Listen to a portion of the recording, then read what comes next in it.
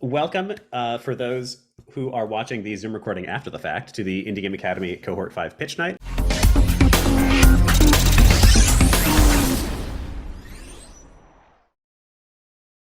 All right, so this is the Indie Game Academy Pitch Night of Cohort 5. Welcome, Athena. This is one of the biggest events we put on every year. We have 2 level 3 cohorts that we put on each year. So we are going to get started in just about maybe 2 minutes to make sure we've got everybody in the room. I'm going to be talking about what this event actually is and how we actually judge it. But until then, we'll hang out for just a moment. Welcome, everybody. This is the Indie Game Academy Pitch Night. This is one of our bigger events we put on each year. This is our final culmination for IGA Level 3, which is our biggest program. This is the 5th Pitch Night. It's going to last about 2 hours long. Each of our 6 teams are going to present their games to all of you here tonight. And our panel of judges are going to ask some questions, give a little bit of feedback. We'll finish by announcing the winner of the House Cup, which you're going to get more info on in just a moment.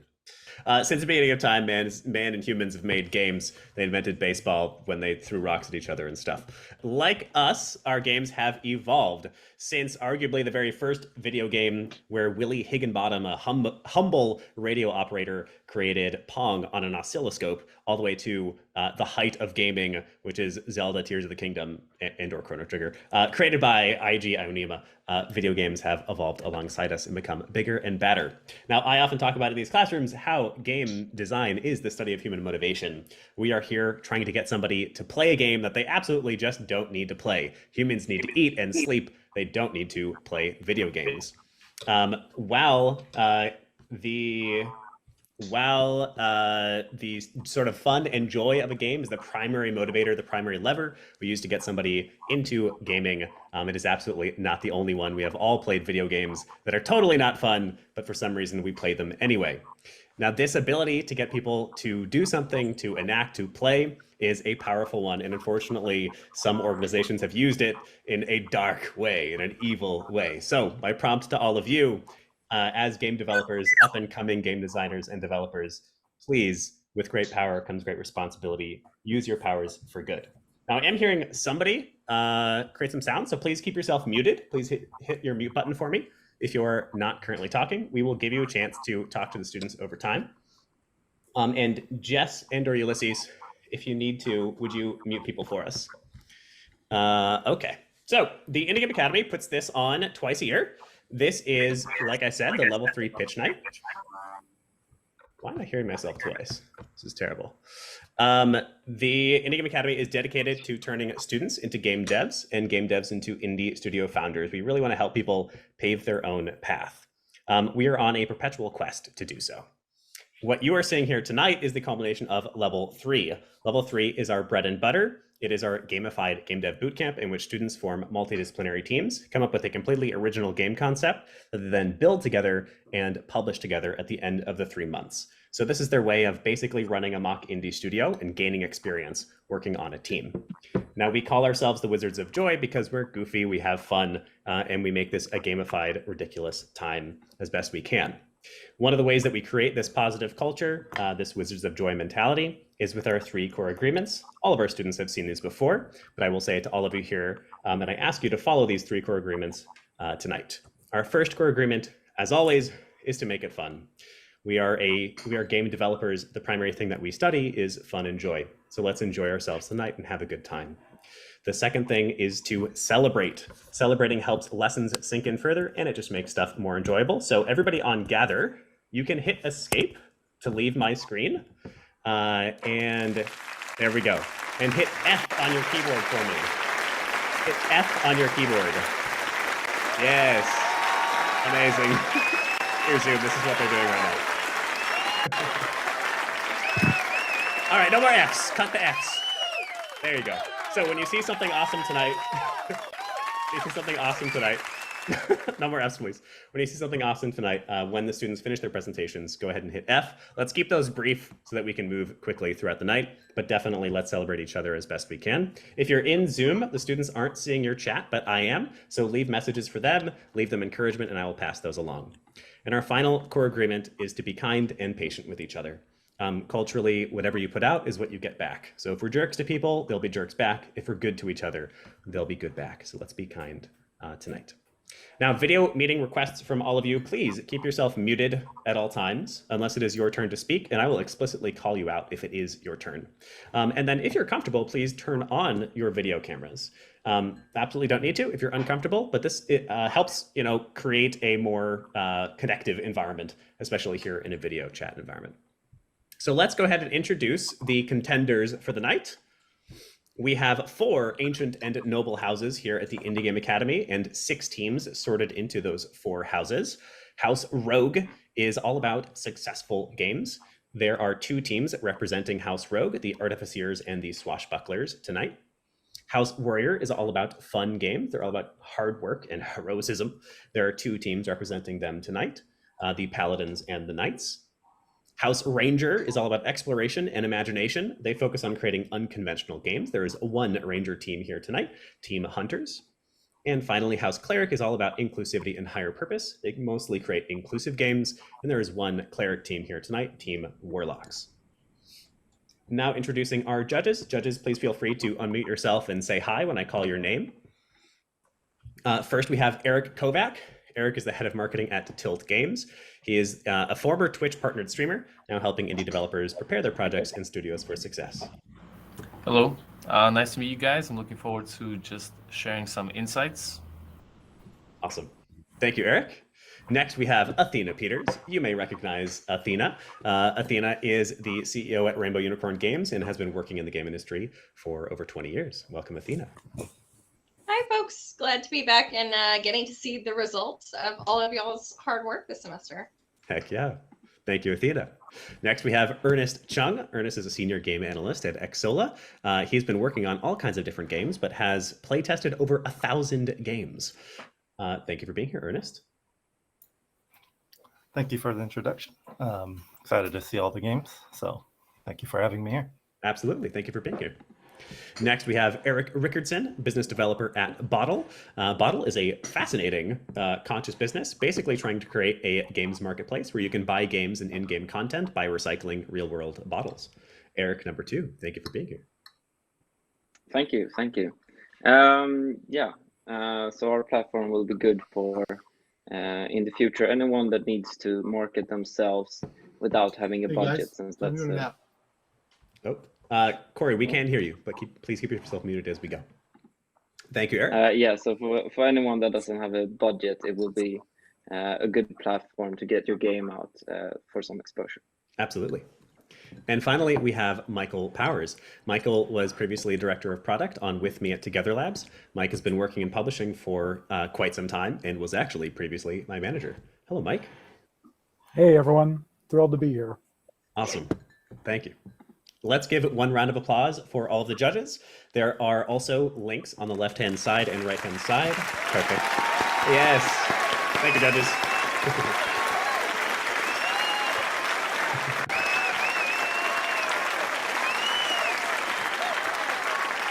Awesome. All right. There are also links on the left and right-hand side in the Gather. You're free to get up and leave your seat to go play them if you wish during the presentations. Just please keep yourself muted.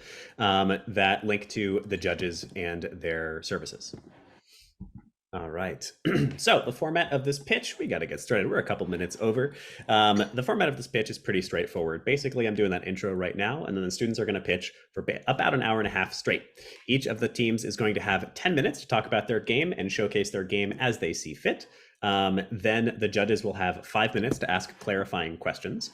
The judges will then break out after all of the teams have pitched to decide which of these teams won the pitch contest. Based upon these 3 criteria. So judges, you've heard this before, but to remind you, the 3 things that you're looking for out of these pitches are: number 1, is this potentially a viable game in the marketplace? Could it actually make some money? Number 2, is this a fun and delightful game concept? And number 3, does it have the potential for making a positive impact on the world? Now, this might be something very literal, like recycling or something like that, but it also might be just making somebody smile on the subway. It's up to you to interpret that. The prize for tonight, the winning house, will be awarded 75 points towards the House Cup. The House Cup is something we do every single cohort. There's a history of which house has won the House Cup over the last 4 cohorts. You can see that Ranger currently is the only house that has won twice, and Warrior is the only house that has not yet won one. So Warriors are really trying to bring the cup home. Now we have, these are the current point totals. So as you can see, all of the houses are close enough together that no matter what, whoever wins this pitch contest is just the winner. This is the golden, I'm forgetting, the golden, wait, what's it called? This is the final contest. Whoever wins this winds up winning the cup and coming home with it. And finally, before we begin our pitches, if anybody is loving what they're hearing, you're welcome to come join us on Discord. So here is your link. So I will now stop sharing, and I'm going to invite up the first house. And Zoom, here we are. Our first house tonight is going to be the Hunters. Hunters, if you'll come up and take the stage. As soon as you start talking, I'm going to start my 10-minute timer. Also, let's give a round of applause for the Hunters. Cheryl.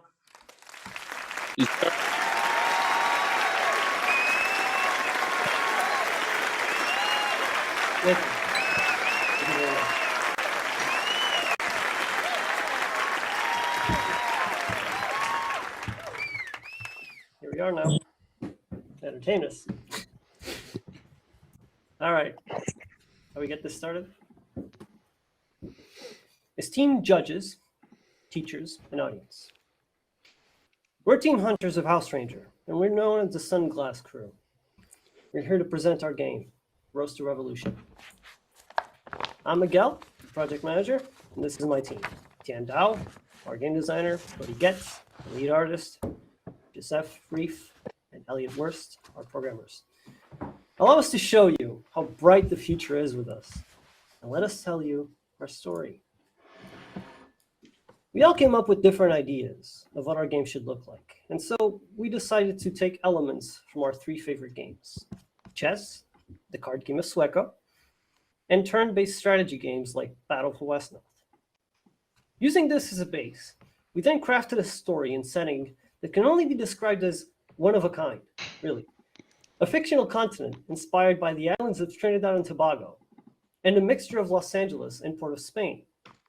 And inside this city, which we've called Bevipo, we will show our players that it is possible to fight back against oppressors. Our team's vision for this game is to create a world that tells a story that is not often shown to people in media. During the ideation phase, we had a deadline of April 27th for our alpha. With all of this in mind, I decided to loosely base the game's story in the Carnation Revolution, anniversary of which occurs on the 25th every year. The spirit of the revolution is still alive and well, and even I, a Portuguese man born 25 years after the fact, feel a responsibility to continue this revolution and share it with the world. As we say in my home country, April forever. Roast to Revolution is a tactical RPG set in a techno-dystopian world, inspired by the events of the Carnation Revolution, which took place on April 25th, 1974, in Portugal. Navigate a grid-based battlefield and experience a card-play deck-based combat system by utilizing cards to amplify your character's strengths to take down the tyrannical leader named Rosanna. Cards are the only means to survive when majority of the resources are not as accessible to the people. Team Hunters are modernizing the traditional gameplay mechanics of turn-based tactics and grid-based movement by combining our favorite genres that convey a new way of playing timeless mechanics. Additionally, card play with deck building mechanics evolved from traditional card games to tabletop games and into digital games. With this, elevating card play with deck building, we enhanced typical gameplay to a more narrative-fueled story with scenarios that recognizes the cards as a limited resource to encourage players to better strategize. This played a critical role in the development of our game. Therefore, our gameplay mechanics, inspired by these games, combined with our personal story, will set a higher bar. challenging players and developers alike to continue to pursue this to advance games as a medium for the next generation of games. You might be thinking right now, how would this game be viable? To answer that, I'd say it's because we're familiar with the established demographic that we're making this game for. We're unique because of our narrative and our unique take on cards, and we're battle tested because many of our developers have worked on previously released games and partake in game jams frequently. This is what makes our game viable in the market and what makes us the perfect team to tackle it. And here's our plan to prove that. Starting in June, we will implement 3 new features, update our visuals, and publicize our Steam page so our audience can wishlist the game.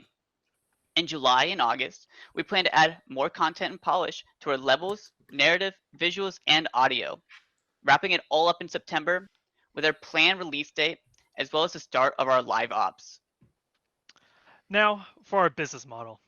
We noticed a trend when it came to pricing indie games with a turn-based strategy, RPG, card game, and single-player tags. We noticed that nearly 50% of these games are priced in the $5 to $20 range, according to Video Game Insights. To stay competitive with similarly tagged games on Steam, we will price our game at $10. With that price set, we established a sales goal of 2,500 copies of the game in order to profit. Additionally, after reaching this sales goal, we will begin to push future content for the game in the form of DLCs, merchandise, and collaborations with content creators. We also noticed a trend when it came to overall revenue for games with these tags on Steam. Around 69% of these indie games make less than $5,000. And I could tell you why. Marketing. We know that indie developers like ourselves do not have the money power to market our game across the entire gaming community, which is where you all come in. To make our game successful, 69% here failed is through your support as publishers. We have set a budget for ourselves, which includes marketing on social media platforms and game conferences and festivals. However, with your name and experience, we can elevate Road to Revolution to a whole new marketing level to increase engagement and outreach to our target demographic. And with that, thank you all for being here and listening to our presentation on Road to Revolution. Please go and try the demo of the game on itch.io or the cute little machine that we have set up in the side of the room. If you want to know more about our game, please contact us using the following email. As we expand our game and brand, we will notify you of any updates through this email and any future platforms we establish. And to close out this presentation, I will send you off with one question. Will you rise to revolt against Rosanna? Thank you. All right, let's give a round of applause.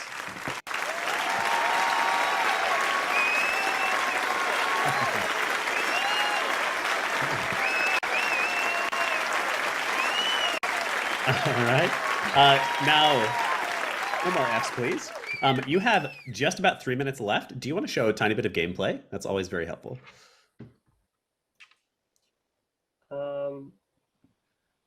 I think we can show a little bit of gameplay. Okay.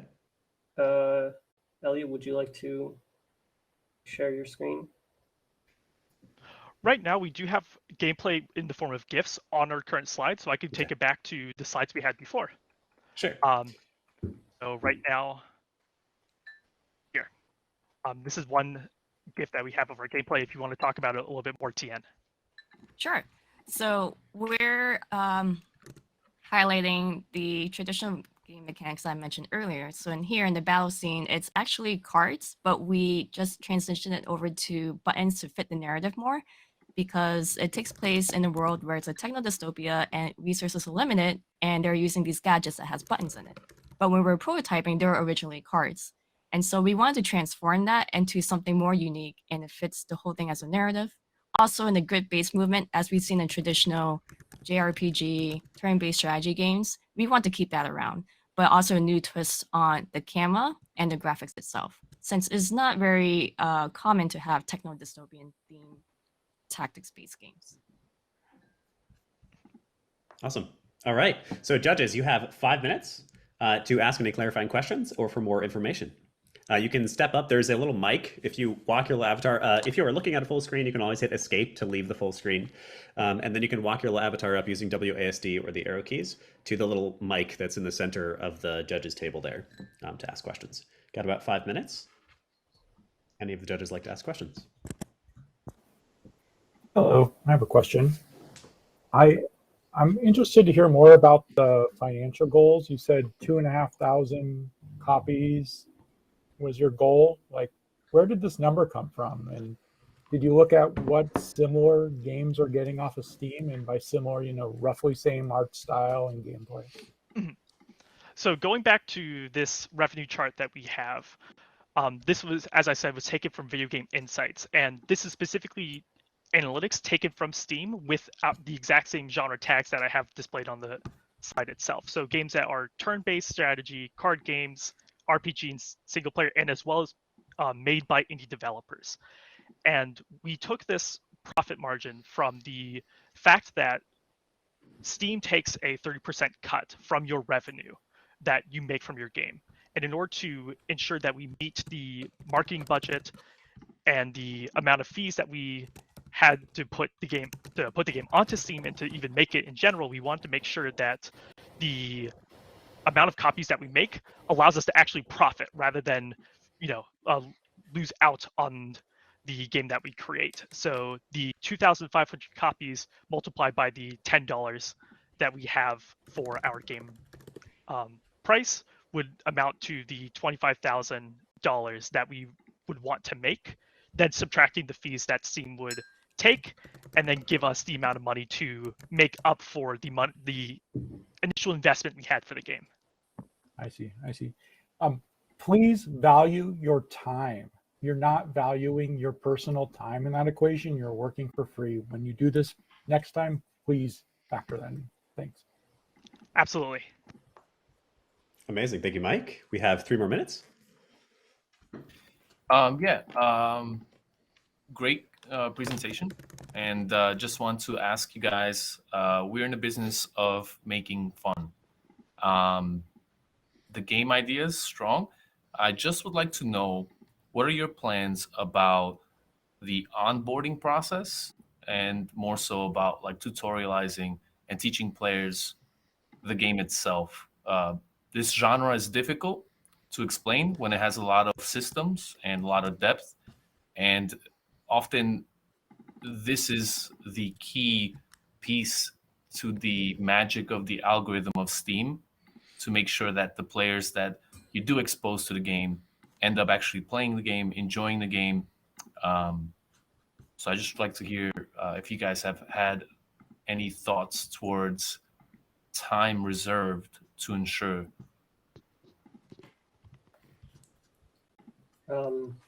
This is more of a game design question. So Tian, would you like to answer that?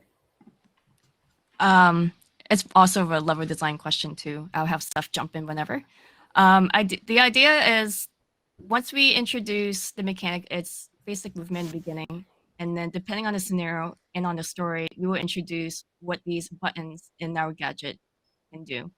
There is one more system to it, and it's the element system to have cards perform in certain conditions, and to slowly introduce it to the player.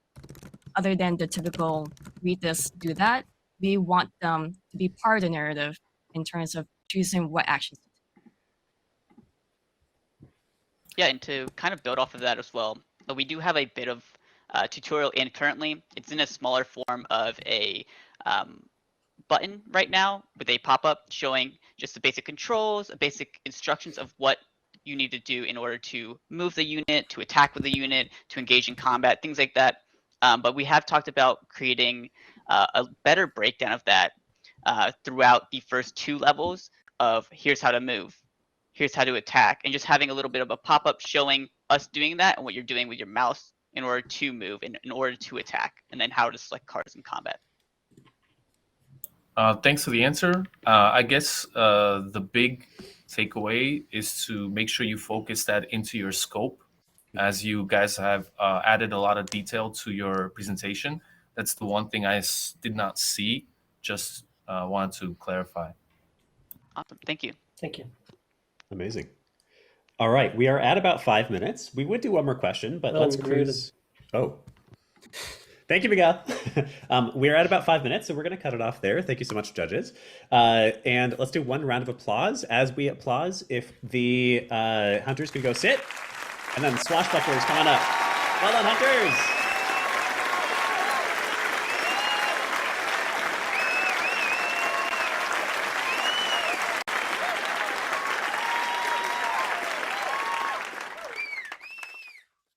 All right. Oh, I realized I should be self-spotlighting while I'm talking to the audience. So these are the Swashbucklers. Swashbucklers, as soon as you start talking, you'll have about 10 minutes. Go ahead.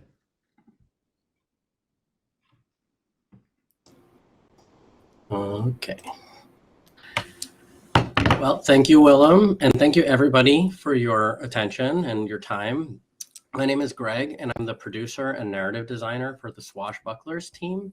And it is, well, my slides aren't moving, so one second.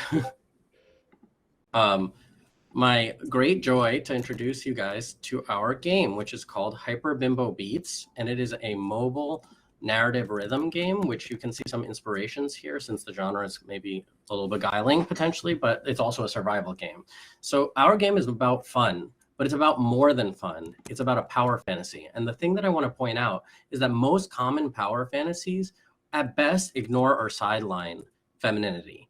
And at worst, they seek to demean, control, and denigrate it, as you can see in those memes below. Now, the thing is that these particular properties, I don't have any like reason to throw them aside, and I could have enjoyed them, or feminine people could enjoy them.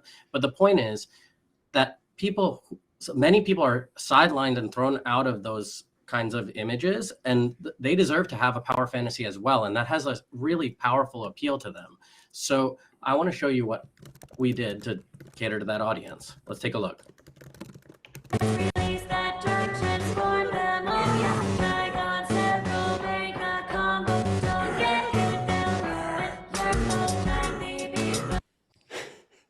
All right, so our game puts you in the role of a magical pop goddess, and it offers the dream that I was just saying in 4 ways. Through the power of femininity, the power of self-expression, the power of really cool pop music, and the power of growth and wholeness on a deeper level. In playtest, we found that this had a visceral appeal for people who identified with it, and for people who didn't. They could just see themselves and taste this new fantasy and the excitement of it, or maybe not new, but underserved. And these people that you see in the slide deserve a fantasy and to see themselves empowered. And there's an ever-increasing market of women and LGBT and generally feminine people that are participating in games, especially on mobile, and they deserve to be served and will pay up for it. So to that extent, I want to hand this over to my team, who will take you through how we actually created this product to serve those people, starting with Elena, who's our art director and whose idea this was. Hi, I'm Elena, although people here know me as Ori, and I was the art director for Hyper Bimbo Beats. In the world of Hyper Bimbo Beats, women everywhere are threatened by hordes of man monsters. And our protagonist, Lilith, finds out that her femininity is so intense that these monsters are defied by it. So now she can save the world with the power of being a hyperpop diva. So basically we're crushing toxic masculinity by being iconic.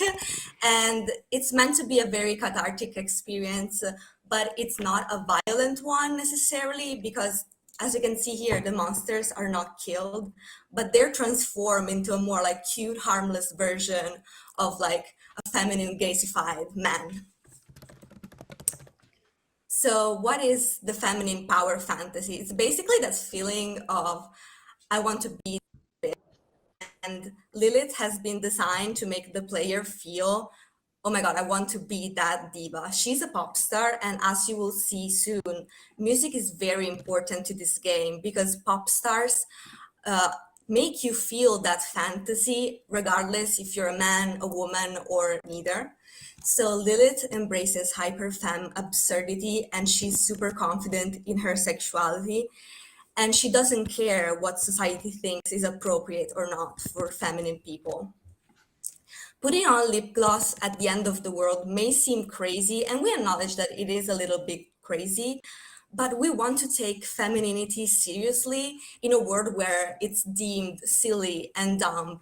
And we take it seriously to an extreme where it becomes subversive and punk and queer, because we embrace the fun, silly, over the top parts of reality. And we don't think that means escaping reality, because they are part of it, and sometimes they are the only thing that can bring you out of the darkness. And now our amazing game designer Nine will talk you through how we did this with the gameplay. Good evening, everyone. My name is Nine, and I'm the game designer for Hyper Bimbo Beats. And tonight I'd like to tell you how we brought the magic. So we knew this was going to be a rhythm game, and that's pretty much all we knew. I've never made a rhythm game. I did a ton of research, and the thing that really stuck with me the most was this concept of performative play. I think we can all imagine some arcade game, some rhythm arcade game like DDR, where you felt cool and you looked cool. Sorry, it seems we're having a little technical problem. I'll continue. It seems like Jamie died. Okay, this is fine. Let me just share really quick.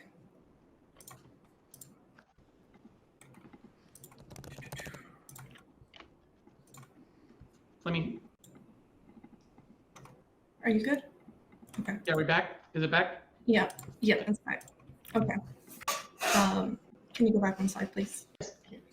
So, as I was saying, we can all imagine some game where you looked as cool as you felt while you were making those really sick combos, you're ramping up that score, and you felt good doing it. But because it's a mobile game, because of the way that I designed it, there were a lot of constraints for us. So I had to redirect my priorities. We wanted these people to feel powerful. And in that, we wanted them to feel this music, feel this beat. We wanted the gameplay to be intuitive enough that anyone could pick it up and start playing it. We wanted them to feel at least a little bit immersed, even for the short duration of a song. So I want to show you all what this kind of looks like in the end. We have a polished tutorial, 2 full-length levels, including our boss level, and hyper modes for all these stages.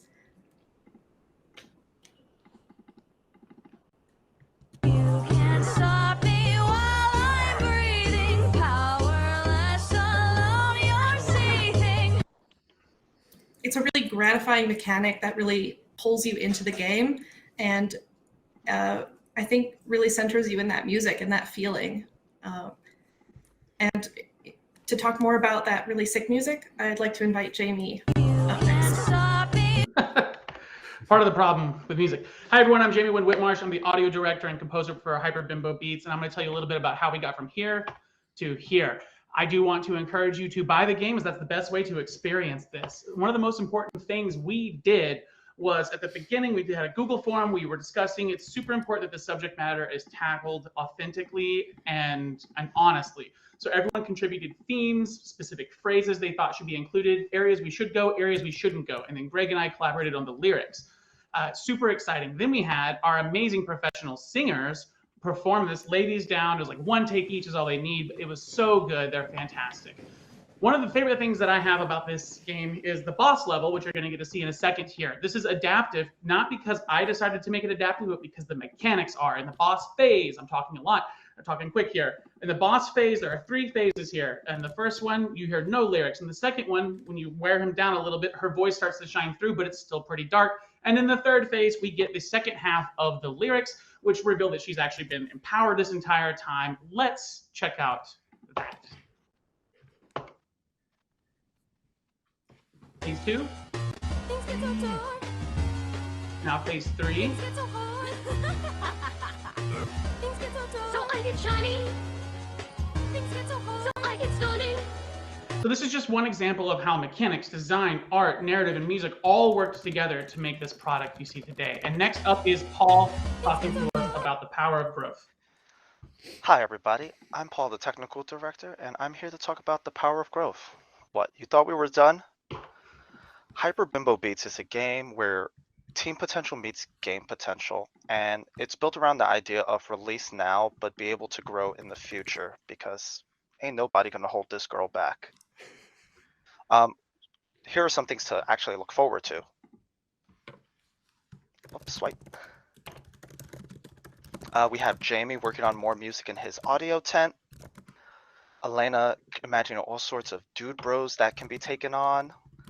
Levels are going to get more interesting with designs by 9. And trust, Greg has even much more story to tell.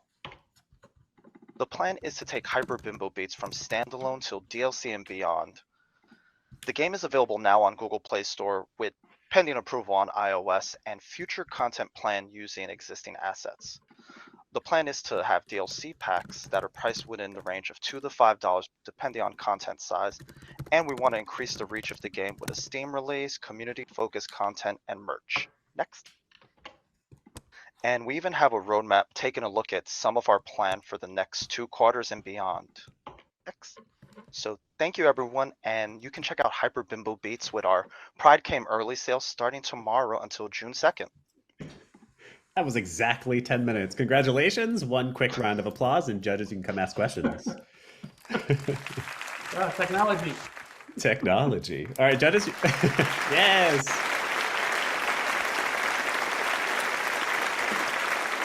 Judges, you may ask questions.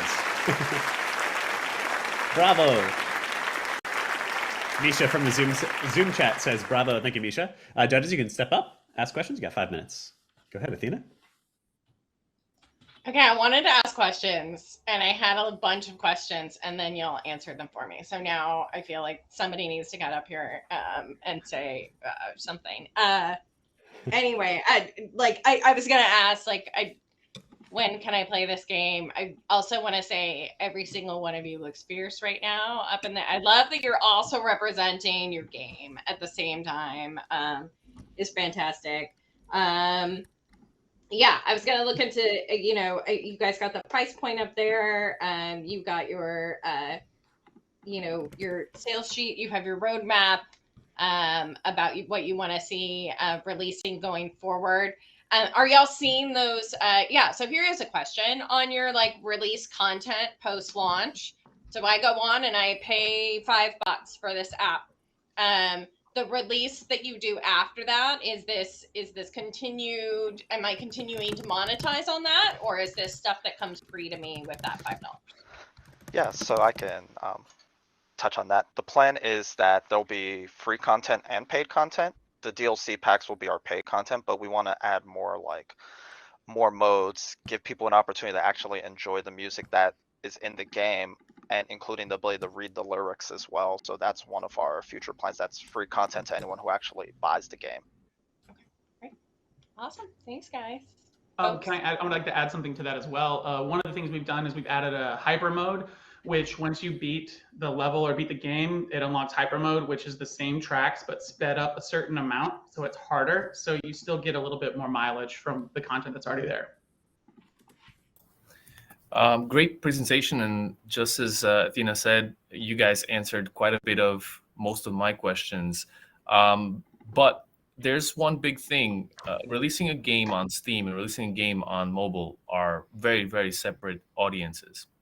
And with separate audiences come separate expectations and a whole new challenge of controls and the thought of the design of the game, of how does it feel and work.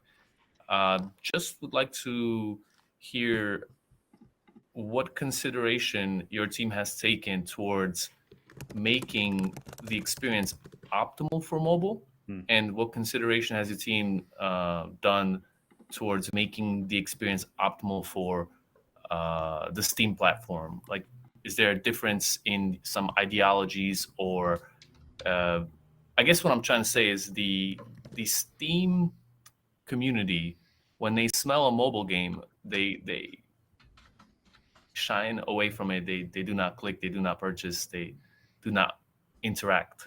So I'd just like to hear if your team has thought about adjusting some features, or how your plans are going towards Steam. I'd love to speak to that a little bit. So firstly, right now we are fully building for mobile. So in that degree, we have been doing a lot of play testing specifically on mobile to make sure that it's incredibly responsive. It feels amazing to play. I have definitely spent at least 30 hours of QA just making sure it feels fantastic. That said, I totally relate to what you're saying. I kind of hate playing mobile games. Like, they're fine, but if I have a mobile game that's translated to computer and I play it, it's kind of not there for me. That said, mechanically, we haven't even fully built all of the mechanics that we really dreamed to see in the game. And with that comes some flexibility to ensure that we're creating things that are even a little bit more specialized for when we do release to Steam eventually. We're starting with mobile, but guaranteed we're going to be shifting the mechanics a little bit more to make sure that it feels really solid on PC, and even so far as potentially shifting a little bit of the content so you're getting a little bit of a separate experience on PC. Can I elaborate as well? If we still have time, I'll elaborate. In some studying I did into how games could be marketed, I mean, and most of this stuff unfortunately is targeted towards women, which we have like a very active desire to target people around other terms than just women, to be honest. But nonetheless, in talking about women, they talked about how there's the respect for the casual gamer, but also the respect for the growth of the gamer who is interested in different kinds of experiences and be taken seriously as a gamer. So our marketing plan considers both of those options. Like on mobile, it's a lot of that experience is designed around pick up and play, and the current game you're playing is really joyful for that experience, and you're going to love this song, you're going to get this power fantasy, there's narrative, it's amazing, and chapters, like we said. But also, as we build in stuff like combos and score systems and stuff like that, that's building out the respect for the serious gamer as well. So it's kind of by design that we centered who our audience maybe is right now, and like the largest and most obvious version of that, but we want to really build with both of those things in mind. And like, as you can see from the top to bottom of this game, it's about respecting our audience. So that's how we thought about those challenges and how we prioritized them, given it was like 2.5 months to make this stuff. And Awesome. Just wanted to add one more point too. You have 5 seconds. Yeah. Okay. When it comes to Steam, we were thinking about community and community mods similar to Disaster Band, where there's some of the thoughts we're also considering for that platform. Amazing. All right, well done to the Swashbucklers. You can head off stage. Let's give them a round of applause, and then Paladins, come on up.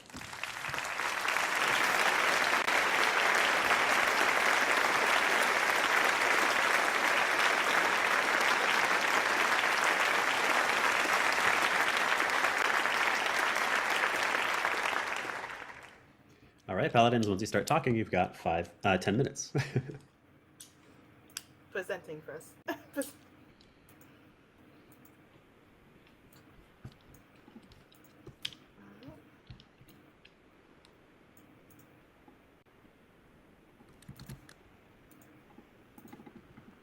Oh no, it did not share right. Wait just 1 second.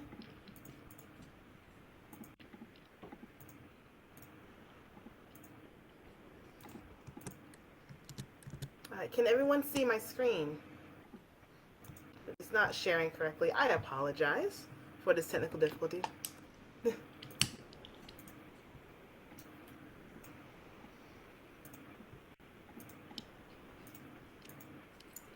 Valencia, if it still doesn't share right, I can always share. God, it's showing in small screen for some reason. I apologize. Yes, Lumi, can you share? Sorry about that, guys. That's okay.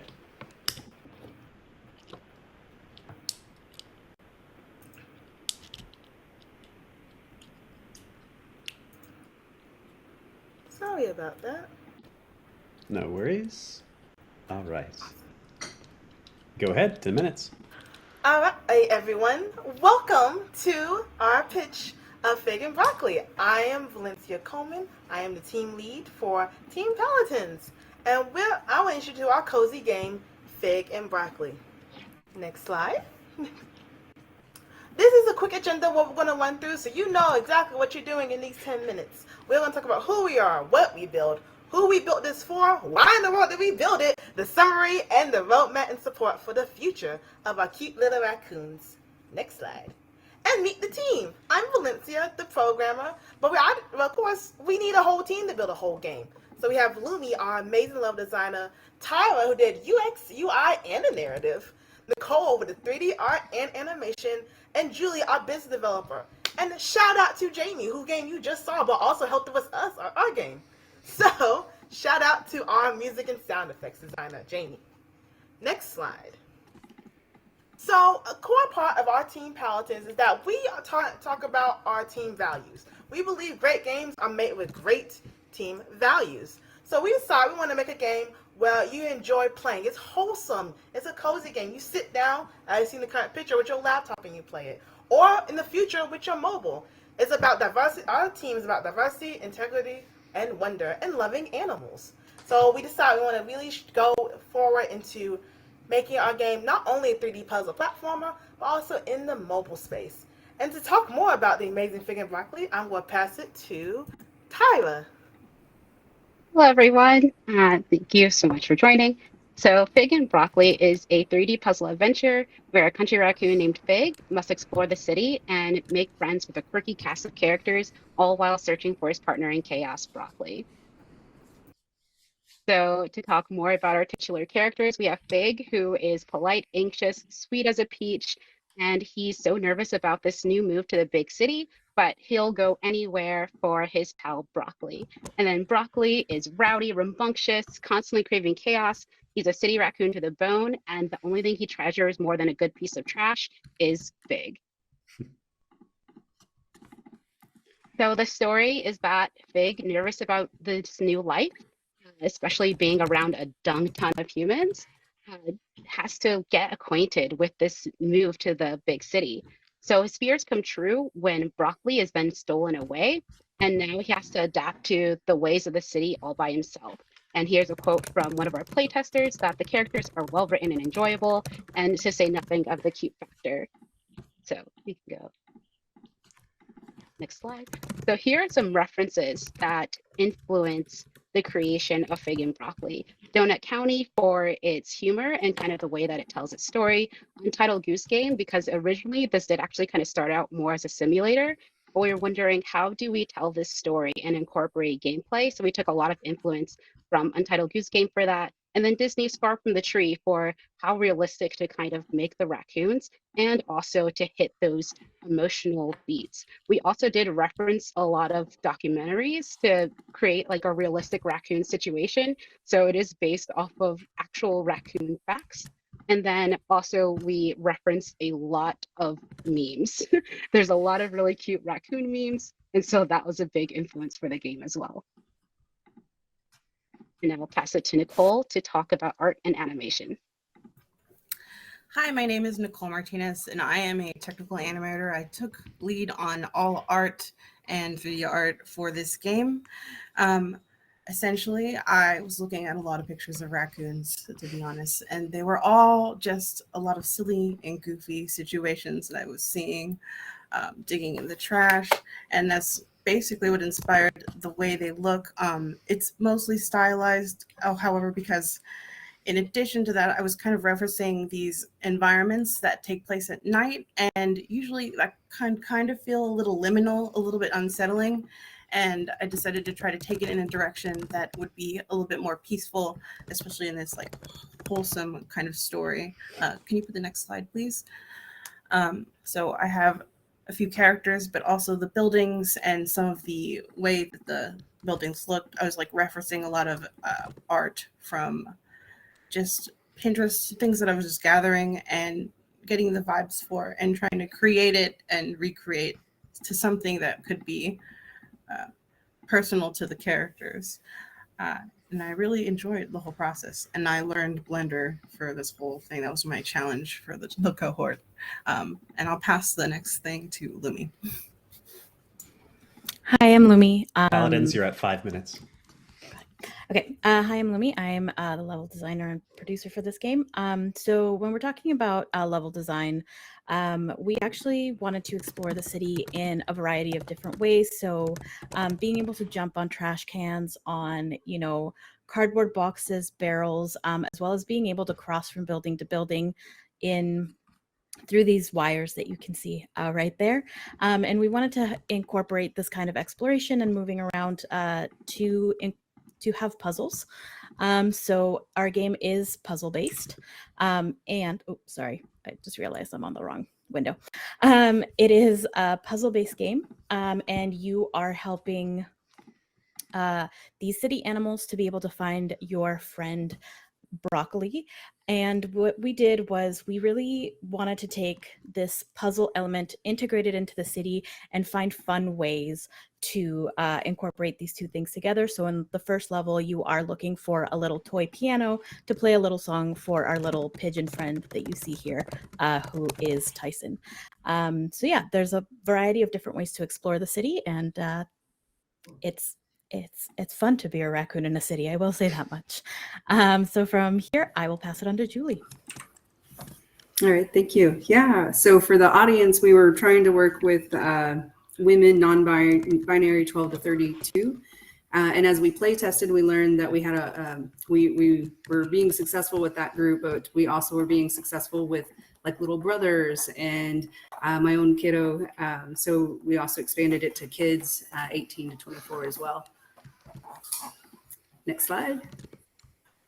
Yeah, and so why we built the game is we were looking to build it for short and sweet, chill and easy, and just as something that's relaxing. So I did a lot of research on different tags such as wholesome, cute, cozy, chill, short being defined as less than an hour, easy to pick up, and casual. So, and the reason to focus on the tags is because in your database systems, if you can nail your tags and nail your game, it'll rise to the top on the searches.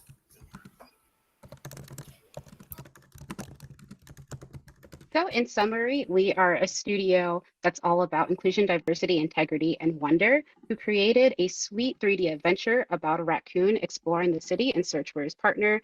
We built it to create an escape for cozy gamers to relax as an animal hero free of human worries, and instead you just get to be a cute little raccoon. And so now we're about to play a little cutscene of the inciting incident where, oh no, Broccoli was taken.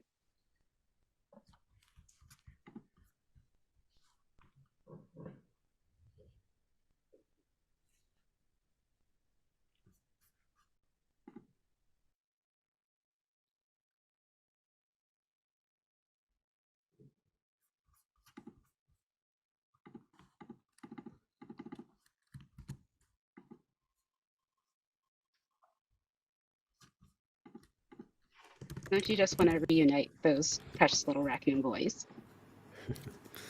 I will say I think that there's a little bit of a lag on Gather, and it does not do it justice to Nicole's animations, but yes. So we're talking about our just roadmap. over a minute. Okay, our roadmap real quickly. Our first part is accessibility and porting to mobile. This game was originally intended to be on mobile. So that is our first part. Additionally, we do want to release chapters 3 and 4 and 5 and 6 with different maps, different characters, as well as collectibles and different kinds of puzzles so that players can always be entertained and have something new. And just quickly on the budget, very minimal budget, 23,000, and hoping for 10,000 downloads per chapter. So, which might be comparable to some of the games that we looked at for this genre.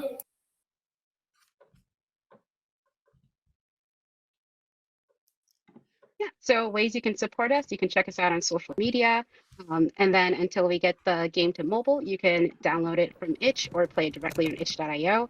And if you'd like to contact us for more information about Fig and Broccoli, then you can reach us at figandbroccoli@gmail.com. Thank you so much. One could say thank you a dung ton for joining us, and now we'll open up for Q&A. Also, almost exactly 10 minutes. Judges, you can step up to ask questions. Let's give a quick round of applause.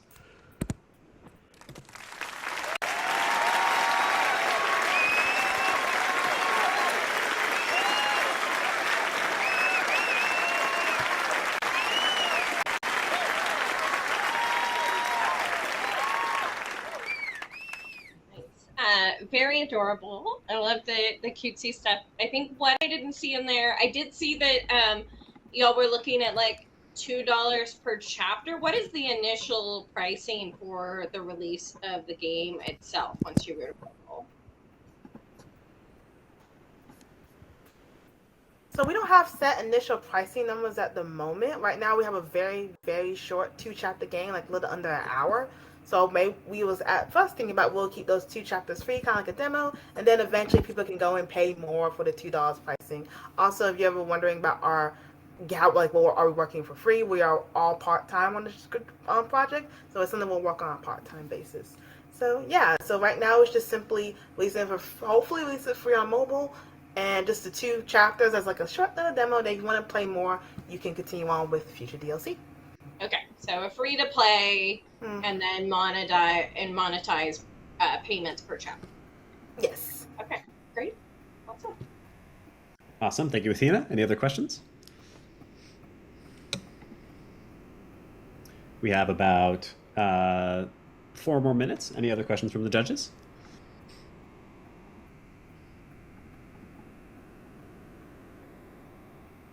Last chance. There we go.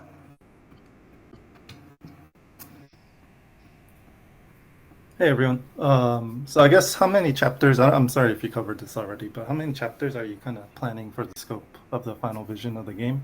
And second part, kind of, I guess what is an ideal partner for you look like? Because everybody has different needs. What are some areas that you think you guys as a team need the most amount of help? And it can be like community management, or you just need the funding to support your team. You need additional hires, things like that.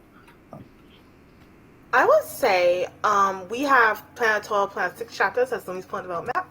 And one thing we would need is not only a partner with community help, because we think this game will be a great community game and really help people in the communities we're aiming for. But also we really would need someone who understands that we want diversity, inclusion, and accessibility. As someone who currently works in the game industry as a gameplay engineer, accessibility is something that is not talked about a lot in the industry, unfortunately.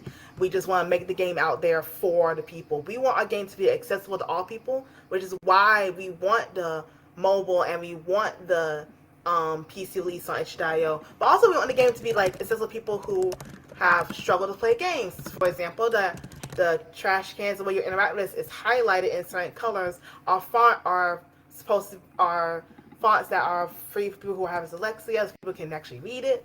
So no matter what you have, so we need a partner who will understand that and not just be like, okay, let's just make money. We want someone that focuses strictly on inclusion and accessibility, and also help with the community management and marketing. So thank you.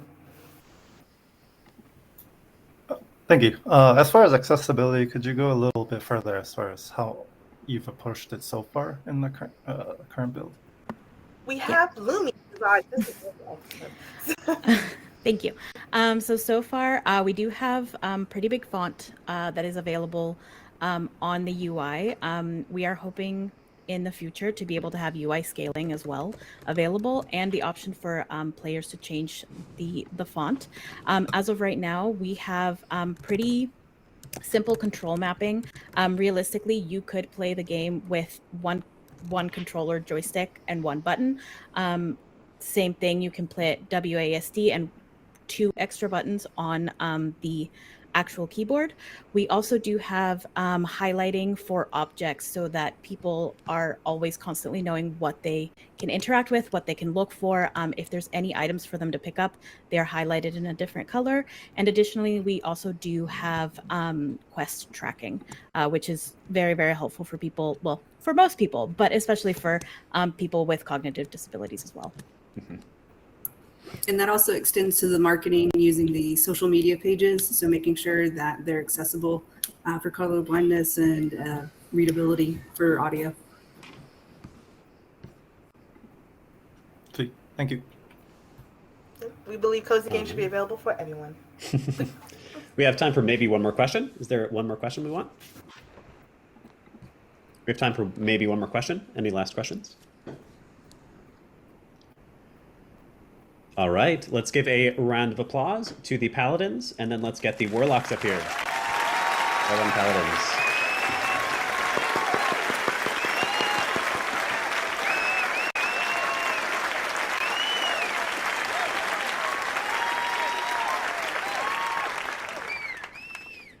All right, Warlocks, you have 10 minutes once you start. Okay, Adam is going to share his screen. Right. Let's see here.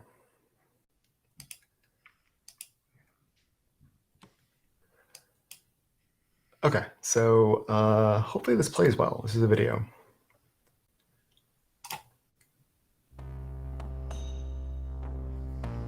Wake up. Or not.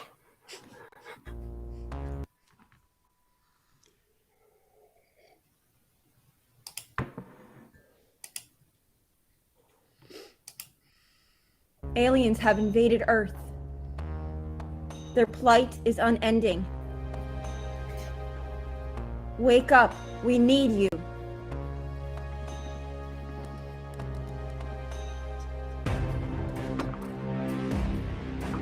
Play as a military commander tasked with saving Earth. Guide your troops through a series of branching maps and fight against a collective of alien races known as the Acronine. Redefine who you are and uncover the mystery of your past in this addictive, narrative-driven, roguelike deck builder. Build your deck, play your cards carefully, and reclaim Earth for humankind. Unlock your inner alien-killing badass when Meteor Down launches exclusively on Steam.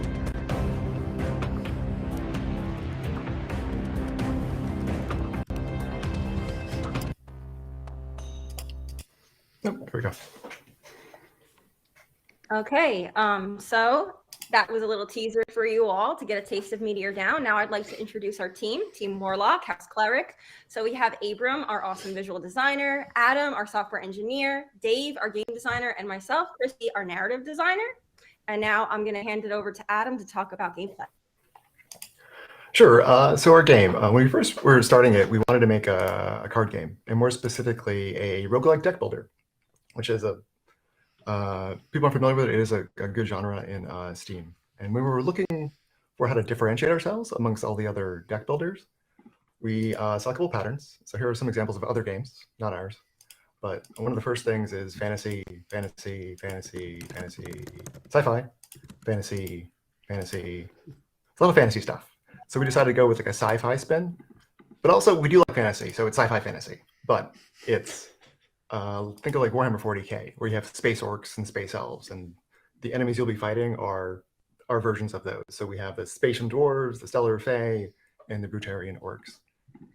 The next thing we looked at in a lot of these games was combat in deck builders. And again, kind of the same screenshots, but this is what we noticed is you're fighting on the side from the left, fighting from the left, fighting from the left, sort of fighting from the left, but in a different angle. Fighting from the left, defending from the left, fighting on the left, fighting on the left, fighting on the left, fighting on the left.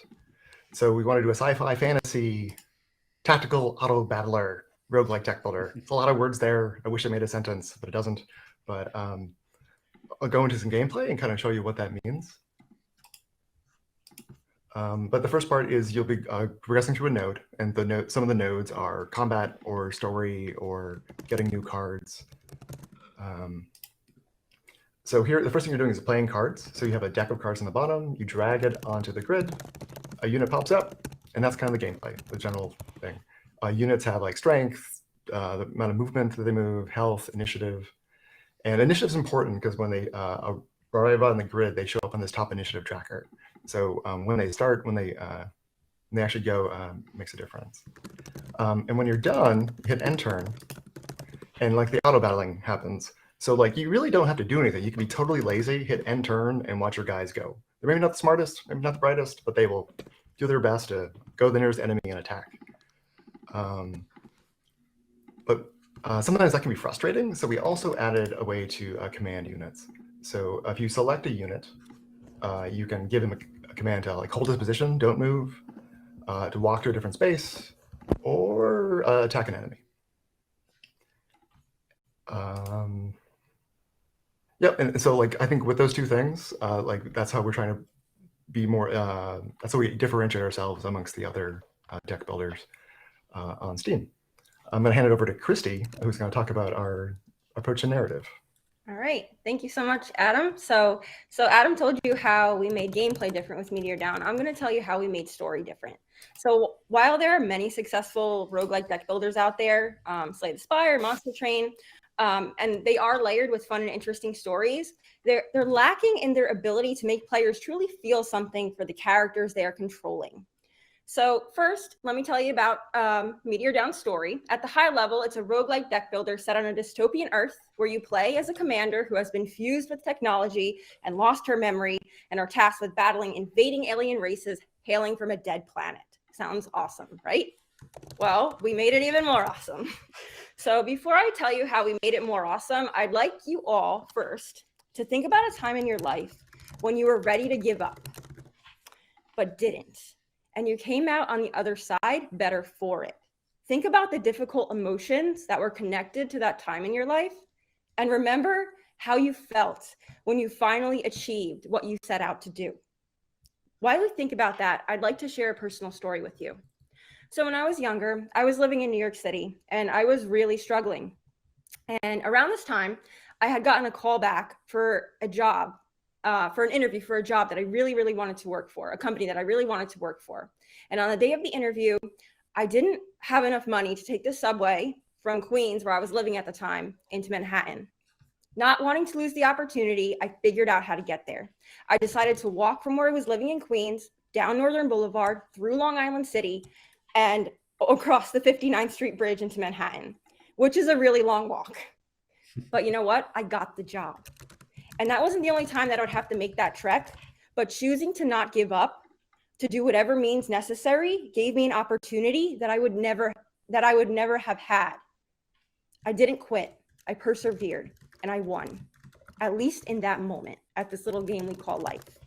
So this is how we want players to feel when they play Meteor Down as the protagonist. So yes, Meteor Down is about fighting awesome looking aliens. Yes, it's about building your deck and strategizing to successfully navigate each map. And yes, it's about being a kick-ass military commander. But more than that, it's about playing as a protagonist that we can all relate to.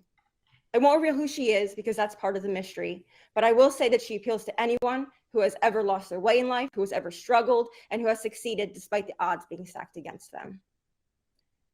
So how did we accomplish this? How did we get this feeling? You have 3 minutes left. I got distracted by your epicness.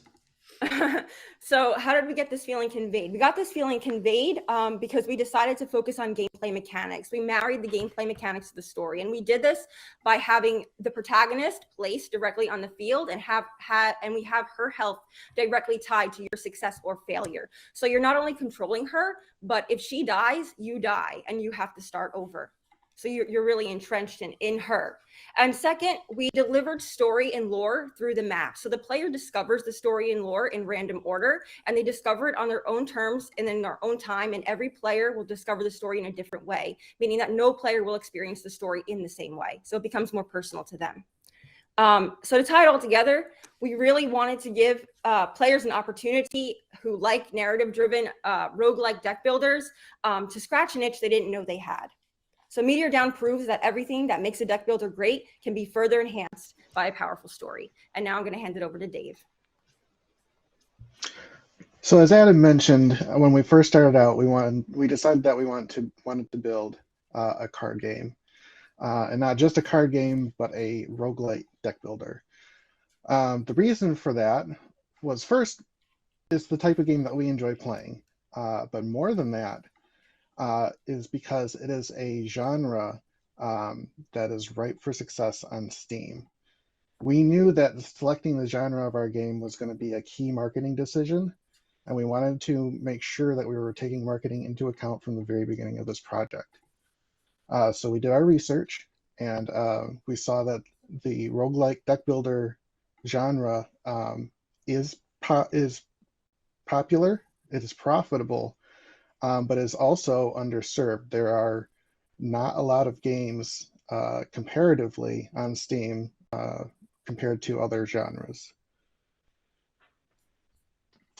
Our marketing strategy primarily centers around submitting our game to festivals to garner wish lists so that we can gain visibility on Steam and drive our sales. So we will be submitting our game to festivals such as the Tiny Teams Festival, IWCon, and the Games Without Borders Game Awards. We will also You be have 1 sending minute our left. game to content creators to try to get it featured on YouTube and Twitch channels. And we're also marketing across the various social channels. And now I will turn it over to Abram to talk about the future of our game. Thank you. Next slide, please.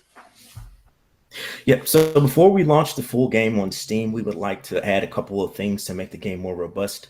One of the main things we want to add is a class-based progression system to enhance replayability. Next slide, please. We also want to add boss battles with unique mechanics. We want to add more cards, more maps, currency, and a store. And we just want to juice the game overall. Next slide, please. Long term, we want to have a sequel to Meteor Down. We want to have a DLC that extends the narrative, and we also want to have DLC that adds additional class decks. On top of that, we're going to do T-shirts, comic books, and action figures because how cool would these dudes look as action figures? Next slide. Wishlist Meteor Down on Steam today, and you can follow us on miracleforgeinteractive@gmail.com. Thank you. Amazing. All right, let's get a round of applause. And judges, you can step up to ask questions. You have 5 minutes.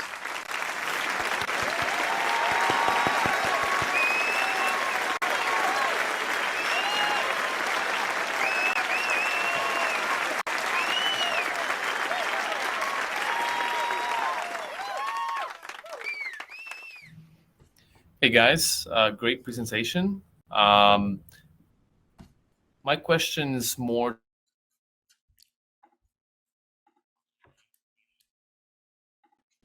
success.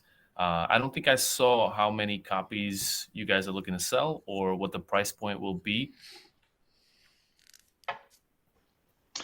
Yeah, so the price point we are targeting right now is $19.99, which would put it in line with similar games on Steam.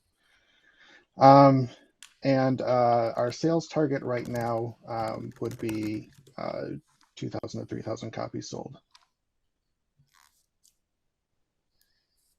And one more thing, you guys mentioned reaching out to influencers as part of your marketing strategy. What is your 6-word pitch?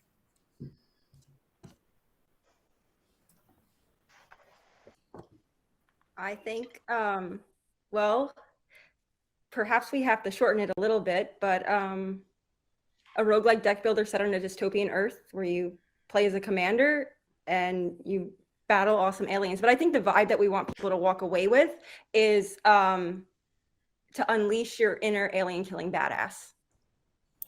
So I guess that would be your 6-word pitch. Unleash your killer alien badass. Right? Inner alien killing badass, yeah. Inner alien killing badass, yes. I think this is a big focus. When reaching out to influencers, you only have 6 words maximum to hit their inbox with or DMs with. You really can't tell your full story. And this goes for everybody here, of course, right? Like you're all passionate about the games you make. And condensing that, especially if you're making such a complex game, is going to be very key. Thank you, guys. Thank you. Thank you. Thank you. Thank you, Eric. We got about 2.5 more minutes. Any other judge questions? Hello. So you kind of touched on this a bit, but why not? You mentioned a $20 price point.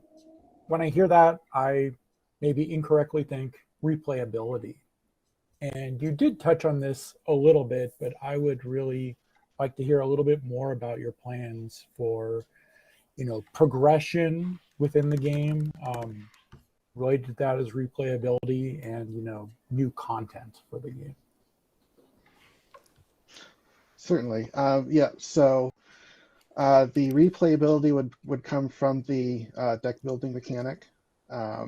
So as you progress through the game, you would get additional units to play, and as well as spells to play, which might do direct damage to a enemy or heal a unit, buff a unit, things like that. We will also be adding in artifacts, which would give you passive buffs, which would alter the gameplay. And so are you expecting that this is going to offer different playthroughs? So every time I play the game, it's going to feel different to me because I'm going to have different units and different spells, and therefore my tactics are slightly different? Or is this just kind of just more content? Yeah, I can cut in real quick. So the class progression system is what we're using to make replayability different, because each class will have like its own class deck that you can unlock based on your progress, and that will be permanent progress. So I can play a Technomancer, get it to level 2, and then I can go through and play a Mercenary and get that to level 2, and then I can go through and play a Scientist, get that to level 2, and I'm like, actually, I prefer the Mercenary, so I'm gonna go back and try to level that one all the way up so I can unlock that full deck. And also the DLC, we can add more classes. That's our plan, is to add more classes that will increase that sort of progression system. Great. So it sounds like your challenge is, how do you make these different classes feel different, have different strengths and weaknesses? That's what you need to be figuring out, huh? Cool. Awesome. Yeah, and to add to that too, that map that you saw with the nodes, that will be random every time, so you'll get a different set of combat encounters, a different set of challenges along the way for each run. Cool. Amazing. I would love to do more questions. We are at the 5-minute mark, though, and we are a bit over time. So I'm going to have to close this down. Thank you so much, Warlocks. That was excellent. Let's get Artificers up here and do one round of applause.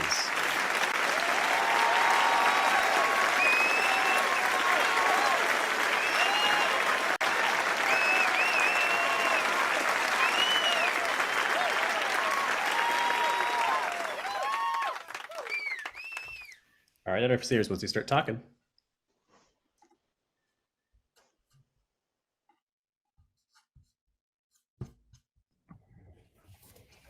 All right, Osvaldo's going to do our screen share. We'll wait for that in a second.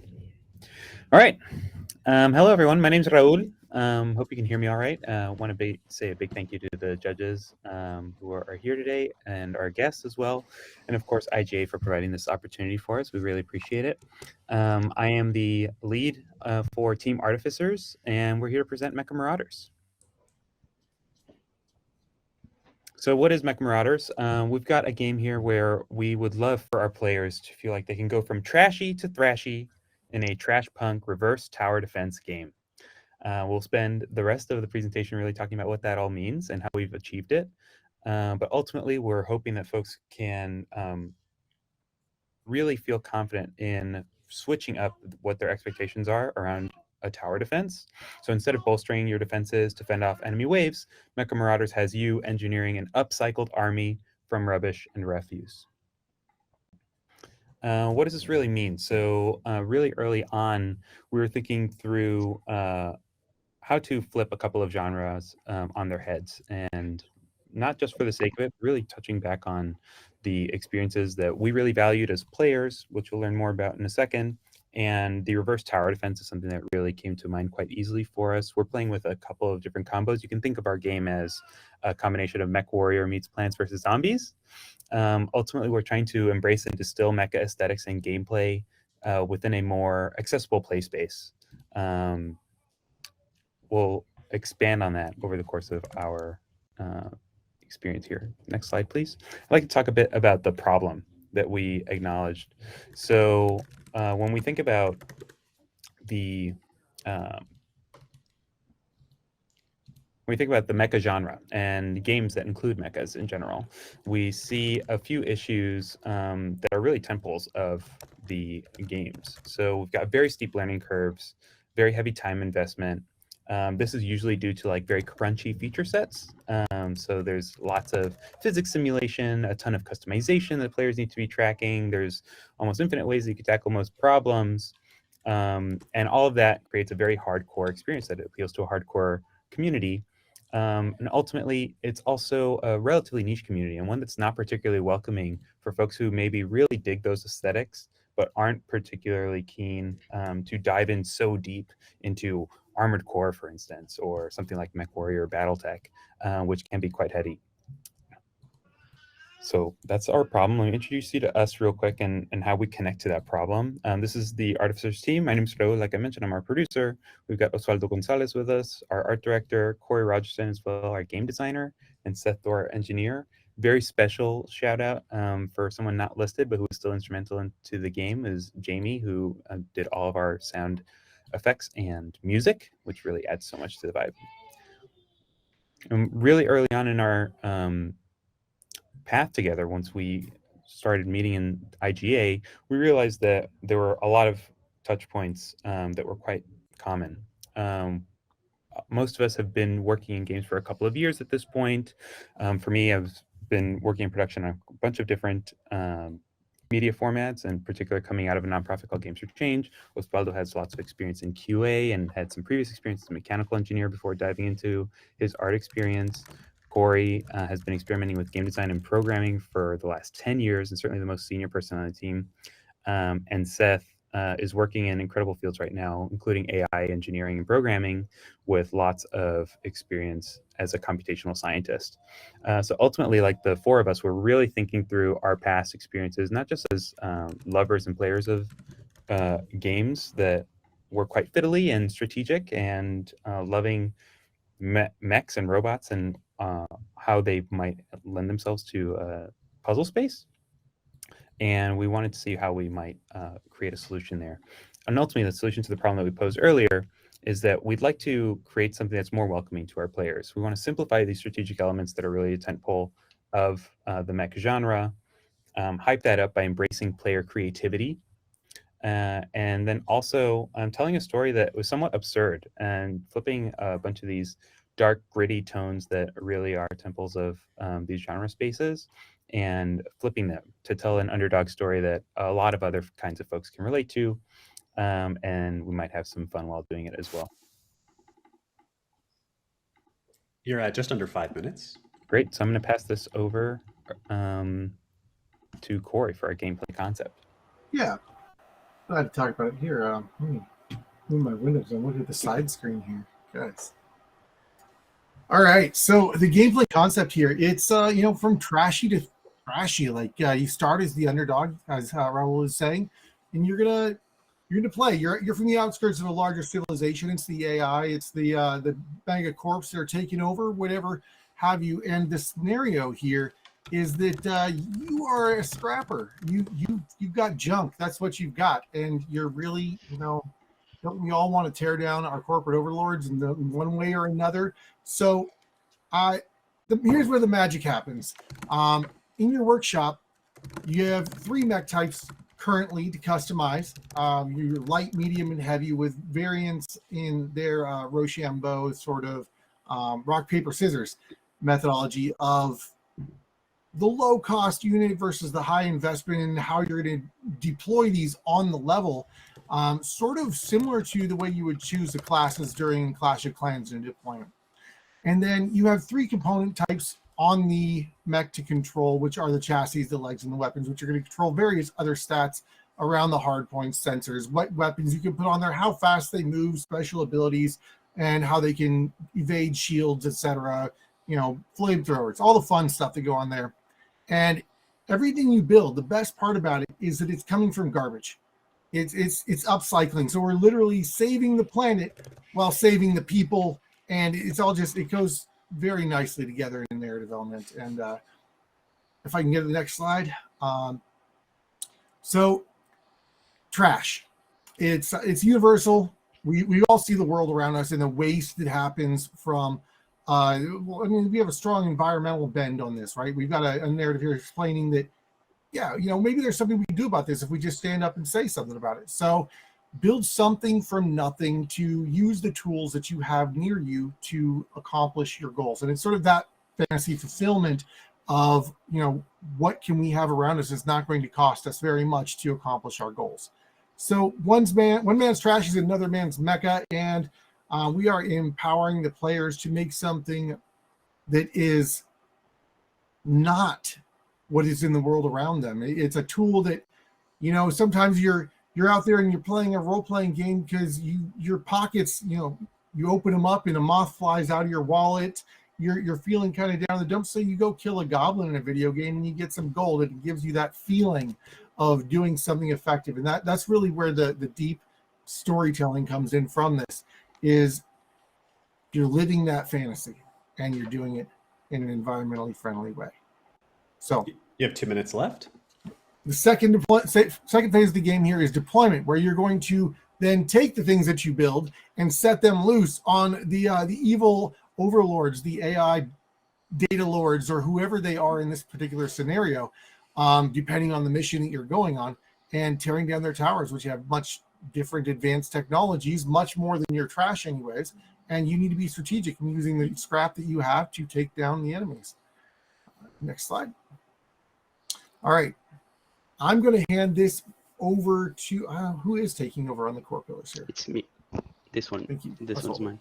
All right. So basically everything that Corey said, my mission was like how to convey the pillars of creativity and absurdity and like really show it visually into the game. And basically, like I really leaned into the absurdity angle, especially with the mask reference here. See how he whips out those guns. And basically like the analog of our mecha right below, like rocket launchers. There's like three rockets on this guy, and basically that's like the general vibe visually that we wanted to go for. And the creativity, we want to empower it twofold. We want to empower it first, like with the plethora of weapons that we have. So like, would you like 1, 2, or 3 rocket launchers with your order today, sir? Or maybe you don't want rocket launchers, maybe you want flamethrowers, or maybe you want a Gatling gun that's like stop signs and they're like spinning around with the animations and like the cannons going back and forth. Or maybe you want like a cone that shoots bottle caps out of bottles, or like an opticutter that's made of Tesla coils that you found in your grandma's backyard. Well, that's all possible. And the second part, of course, of creativity is through the customization of the units. So like we have accomplished like a pretty diverse roster of mechs, even in this like short time. We have the light mechs, we have like the medium mechs with like all modular components and animated, and we have like the heavy version of the mechs. So when you take like these mechs all together, then you get like a really diverse roster that can give like a lot of choices for the players and can like really make their creativity shine for them to find like the perfect strategy. You have 30 seconds. An additional scale to all of this is the armaments. And basically like I'll show you what we managed to accomplish by prototyping with the arms, and like we were pretty happy with the way that these looked. So let's get back to business. Corey, I'll hand it to you. Okay, so mechs, the tag that is trending very well on Steam right now. So that was a big decision in our market research to take the culture of our team with the makeup we have. We are all very interested in not only hard surface modeling, but with the AI that's currently in the market right now and what's going around the fear of the AI takeover, and as well the fact that there's a lot of good games coming out in these core franchises over the next couple of years that have already been announced. So there's going to be a lot of visibility for mechs. So it's trending well. Go for something in the mech genre. We wanted something that would be closer to RTS, tower defense kind of game based on the interests of the team, and the research supported it. So that's the direction we went. There are a number of titles up here based on what's been announced for PlayStation. There's new Armored Core, Battletech, and Mech Warrior coming out. I think Mech Warrior 5 just dropped, in fact. And then some indies have just put out Into the Breach. And Phantom Grade, I've been following closely, and it just came out. It has got a nice scrubber effect for prediction of time in there, which is a really cool mechanic. But the space still isn't saturated compared to other industries. If you want to move into the other genres, if you want to go to the next slide. You're going to have to wrap up here. You got it.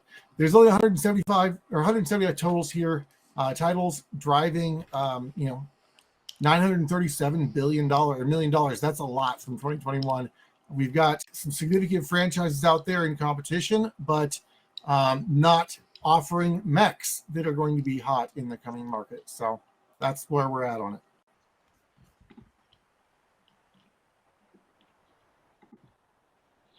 All right, is that it? We'll end there. Yeah, All we'll end right. there. I could keep going, but yeah, we'll end there. Awesome. All right. Judges, you have 5 minutes to ask questions. Let's give a round of applause as they step up.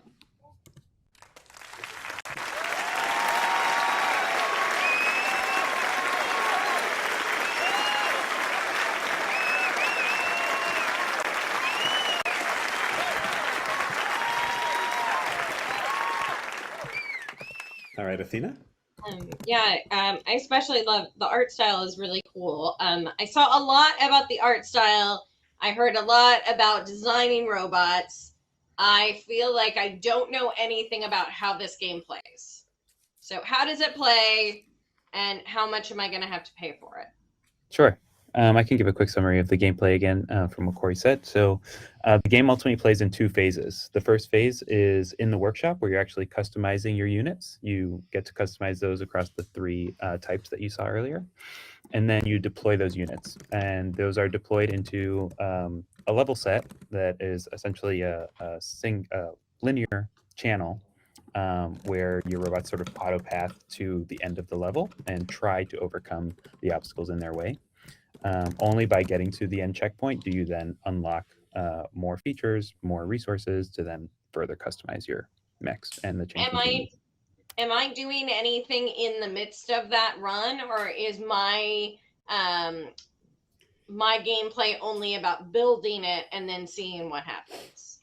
Correct. So we really see it's more the latter. We really see each level as something of a soft puzzle where you're able to only overcome the enemies by having particular kinds of configurations set and overcoming that power level. So it really is somewhat automatic once you've actually deployed. You're not like launching abilities and things when you're in there. Okay, got it. Okay. And then what is your monetization plan here? Yeah, so we did have a slide on that front that we didn't get to, unfortunately, but we're hoping to launch in early access. We see it as a game that is still very early in its infancy. We had a lot of value driven by our early playtests in alpha and beta, so much so that we made some really hard pivots in the game and its structure, and that was quite valuable to really like find the actual fun and ensure that we were creating an experience that met our goals. So we'd love to open that back up to a broader community, starting with a lower price point, something around the $9.99 mark, that we can hopefully build out over the course of the next year. In doing so, really using that time to help inform what the next few levels are going to look like, really inform what kinds of weapons and enemies folks would like to see, and incorporate them into the development process. Ultimately, then like raising that back up to a $19.99 price point for the base game. If I could add something there, we Yeah. do have so we have in-app purchases planned for power-ups as well as for cosmetics, skins, various backgrounds for your workshop, and changing your environment. And then we also have an episodic release schedule planned for different missions depending on different entities that we would be going up against. And then we have DLC expansion caps with exclusive levels and technologies similar to like a raid or an exclusive access content area. So those are some additional strategies that we have there, as well as looking at maybe a Kickstarter funding, something along those lines. Awesome. I would be curious if you guys have done research into the game design that you're proposing. As I see it, it's really not tower defense, it's tower escape. So while the challenge often is we as game creators, we want to make something new. But when you create something new and you make a twist on very known gameplay, you do have the risk of making a product that people of that genre will feel repelled towards because the twist is too strong. Have you guys seen any successful games do this tower escape yet or not? It's a great note, and thank you for bringing it up. It's one that we encountered quite early on, obviously. Yeah, I think we were excited by initially excited by some of the lack of very current options that like really use this label reverse tower defense. Tower escape is another one that we encountered for sure. In terms of success, there are a few that were noted in Corey's slide. Really, the ones that are coming up for 23, one is actually called Tower Escape, which is funny that you say that. And then there's some from a few years back that were actually nominally successful. Anomaly Tower, or excuse me, Anomaly Warzone Earth, I think is the name of the game, released in 2011. That was relatively successful as well. And there are a few very successful entries in Kingdom Rush and Balloons that also try to incorporate some of this like reversal, where you're actually like taking the enemy perspective as opposed to actually building up the towers. Amazing. Let's do, we are a bit out of time, but I want Mike and Eric to still ask their questions. So let's do quick answers to both of these. Okay. Yeah, so I'm seeing this as a more casual game, but with a more hardcore theme, or, you know, the audience has a little more hardcore. And okay, I'm just putting that out there. You know, with mech games, part of the fun is I'm getting a wide variety of parts and chassis over time. I'm getting this variety, and that leads into replayability because I can have some variety because I've gained this stuff over time. Could you speak a little bit about replayability? Is there variety in subsequent playthroughs and etc.? Yeah, Corey, do you want to speak to your vision for that?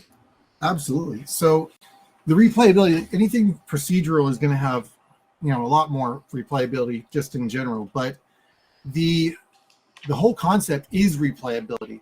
So as you assault the towers, eventually you are going to reach a point where your mechs are completely destroyed. You're looting scrap from the mechs that you've deployed and have been destroyed, as well as the towers that you're destroying. And then you are forced to return to your workshop before you can go back out again by reassembling new pieces into a new army and having, that's the puzzler angle of this, is that we're going to keep using parts to build new mechs and come at it from a different angle to exploit the weaknesses in the towers that are before us. So it is all about the replayability. Every time your army dies, you have to go back to your mech shop and rebuild them. I'm sorry, Corey, you're kind of saying that the failure that's built into the game design is the replayability, right? It does bring that, yes. There's checkpoints, and it's similar to Crash to Die, Cash to Ride. There's a 2014 car game side scroller that works very much in a similar mechanic where you upgrade your car. Amazing. I'm going to move this along. Eric, you want to ask your question here?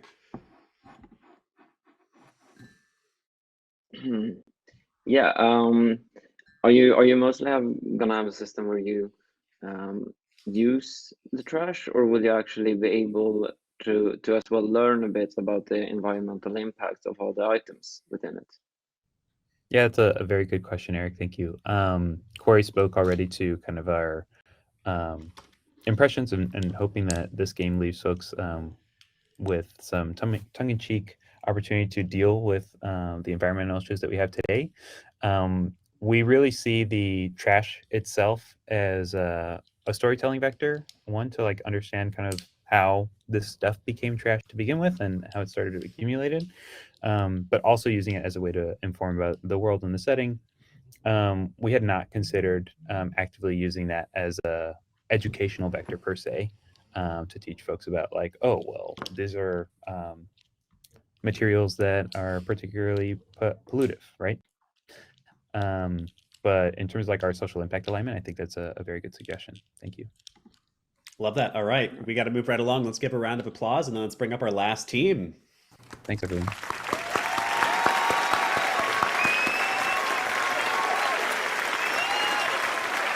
Coming up, Knights.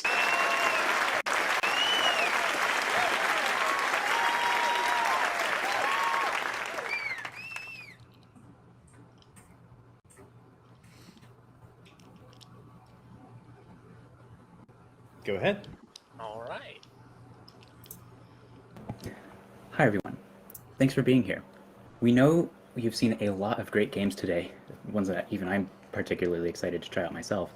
But we are particularly excited to invite you on the wild and wonderful Atomic Claws development journey. To get started, I'd first love to introduce you all to a core inspiration of this game, my cat Bo, who became the supreme overlord of my life when I adopted him, or he adopted me. I can't imagine my life without Bo, but he almost didn't survive his time as a stray. Bo came to me with multiple severe lifelong illnesses, a direct consequence of his life as a stray animal. He likely got these diseases while living in a polluted city, fighting with other animals for resources and hiding from humans who saw him as another pest, another pollutant. During the ideation process for this game, we discovered that our team shared a love for cats and a collective passion for social impact. An idea bloomed. Can we make a game that captures the comical chaos of cats like Bo, illuminates the experiences of animals impacted by the environmental crisis, and showcases the teamwork desperately needed to save our Earth? We did it with Atomic Claws. So if you love cats and hate pollution, Atomic Claws is the perfect game for you. Atomic Claws is the most epic, tongue-in-cheek, strategic turn-based RPG inspired by animated cartoons, classic RPGs, and of course cats. Play as a band of quirky cats on a mission to save their home from radiotastic energy, a shady corporation that's been polluting the city they love. This hilarious and enjoyable story is all thanks to the unlimited power of our incredibly talented team. Hi everyone. I'm Dylan, the team lead and programmer for Atomic Claws. I'm a full-stack engineer that's been making games for years. My very first game, Tails Bottomless Backpack, was made for Ludum Dare 48 and scored first place in theme, third place in humor, 9th place in innovation, and 25th place overall, out of about 3,000 participants. My last big project was Break Time, which happened to win the previous Indie Game Academy pitch night. Many of you were there. Hey, I'm Sangeeta, the lead writer and narrative designer for Atomic Claws. I'm an award-winning writer with years of experience working in film and television development and dramatic writing for numerous major production companies and across mediums. I now use my professional writing experience to create compelling narrative experiences for studios like Rose City Games and teach youth and my local community to tell their stories through writing for games. Hi, I'm Vinny. I'm the lead programmer and lead designer for Atomic Claws. I have been designing and making games for multiple years now. I'm also a gameplay engineer at Central South Games, who are working on an upcoming Steam title, Enmity Warfare, which has a huge fan base right now. Hello, I'm Taylor. I'm a game producer transitioning from a career in higher education where I worked as a senior admissions coordinator for 3 years.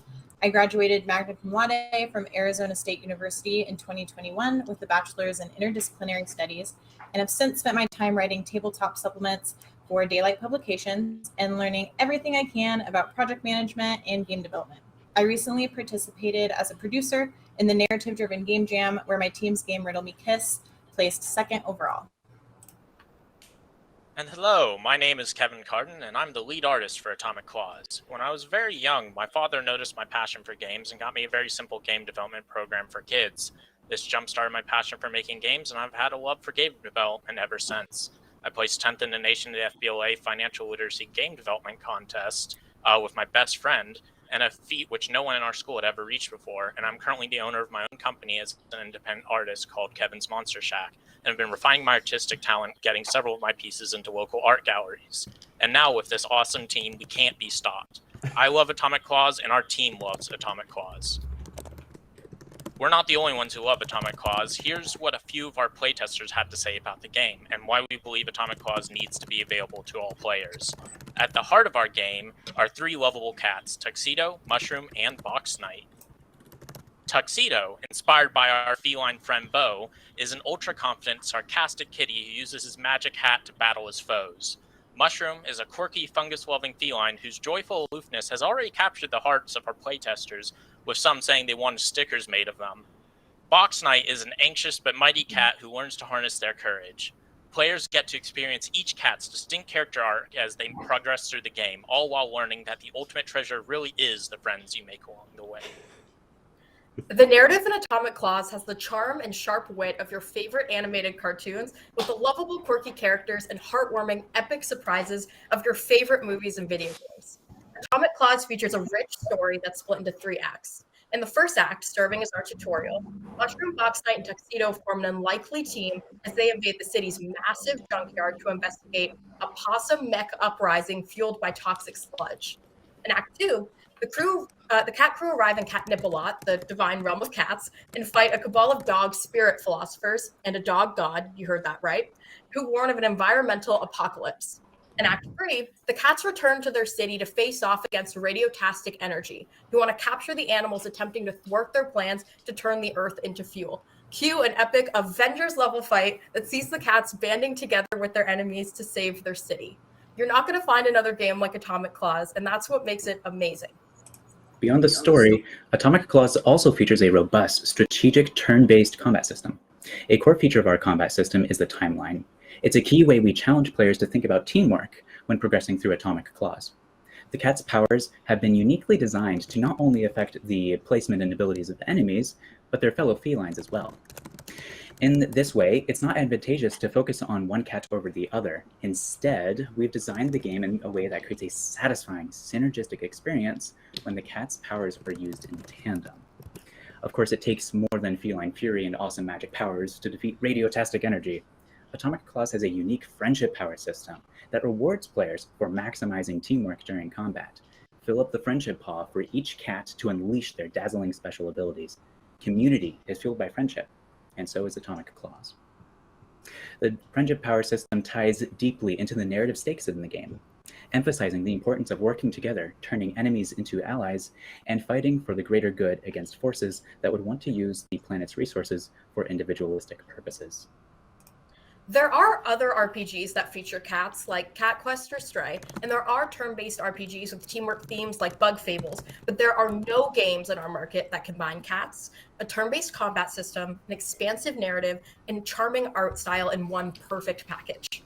All of these games stick within traditional RPG conventions regarding storytelling and game design, but we're putting a new spin on an old classic. We truly believe that there are players out there who want and need this game, and that's why we have a plan to continue developing Atomic Claws over the next 6 months. On our roadmap, you'll see plans to expand the game environment by making them interactive and explorable, add side quests, NPCs, and random combat encounters. We'll develop a skill progression system, design new cat characters, and implement a party system where players can choose which cats they want in their party, and of course much more. And that's where you come in. To do this, we need your help. The core of this game is already built, and we're excited to add additional features to it that will make the player experience even more valuable. We want to raise $90,000 to fund continued development of Atomic Claws with an estimated release date set in Q1 of 2024. We can't do this without your support. Tuxedo, Mushroom, and Box Knight are all depending on you to help save them, our Earth, with the power of friendship, teamwork, and Atomic Claws. Meow, bite, win. What questions do you have? Our game is currently released on itch.io for $10, and we will be releasing it on Steam shortly. Wow, amazing. Let's give it a round of applause, and then we've got 5 minutes for questions.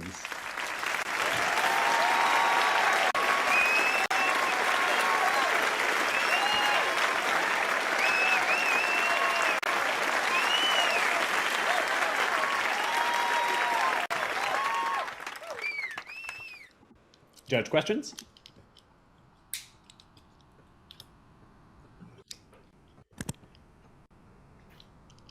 Okay, there I go. All right. So you threw in there at the very last minute where you were releasing it and how much. But in there you do say that, like, okay, so if you're gonna go and ask a publisher for money, right? So let's see, I have a game studio, I have publishing experience. You want $90,000 from me. Okay, I know you're releasing it for $10 on itch.io, but what exactly does my 90K do to increase that, and at what point do we break even? Yes, so our sales are based on a low estimate of 100,000 copies of the game being sold, and you would recoup the revenue after just 1 year. That's including, of course, your own publisher fees. You would earn $31,000. Okay. So what is your go-to-market strategy to get that 100,000 units moved? Right now we have marketing and social media accounts on, as far as I'm aware, every social media out there. But of course, we don't have marketing expertise. That's where you come in.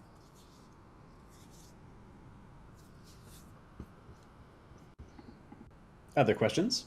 We have 3 more minutes.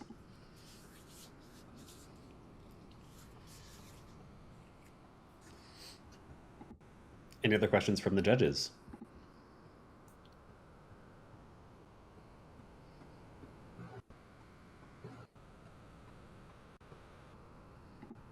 Mike, are you trying to move? Otherwise, we're going to call it there. Okay. Sure. Why not? Why not?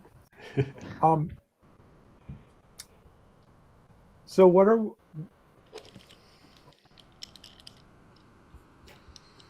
we doing on polishing the game? When I tried the demo, I just wanted so much more visual feedback during the combat. Like, I really just wanted the whole sequence to really just slow down, to give me so much more time to give me visual feedback on when everyone's animating. Yes, yeah, it's not really a question, but yeah, you speak to that, please? Oh yeah, so from my own experience, I love polish. It's actually my favorite phase of game development. I've been making game jams for years, and that last day is always my favorite. And in the beta of the game, I believe there aren't attack animations, there aren't hurt animations, there aren't damage indicators.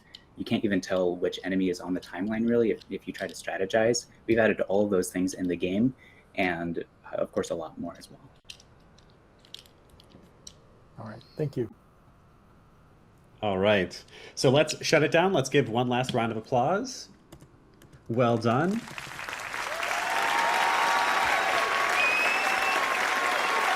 Well done, Knights. And Knights, if you head back to your seats. All right. So that wraps up the actual pitches. We are running over time. Forgive us for this. We're doing our best here. Judges, I'm going to ask that you deliberate for 10 minutes or less to pick the winner of this cohort's pitch contest. Jess, if you will lead the judges over to the deliberation room for us. Jess, you there? I'm here. Hi. So there is a room over on the left-hand side. If you walk to the left, there's a little doorway there. Yep. All the judges can head over there. Jess, you can lead them over. Jess, try to bring them back within 10 minutes, please. 10 minutes. Okay, you got it. All right. So while the judges are talking, and Jess, if you'll remind them of the 3 criteria: fun and delight, market viability, and positive impact. Okay, great. All right. So we have 10 minutes to ask the students Q&A questions. Zoom, you can ask questions and I will read it out to the students. Anybody in the gather, you can step up to the microphone to ask questions while the judges deliberate. Any questions from the audience about this process, about their games, etc.? Should the students step up to the speaking square? We'll keep you... Oh, that's a good point. If you're answering the question... Yeah. If you're answering the question, let's actually just keep you down there because it's simpler.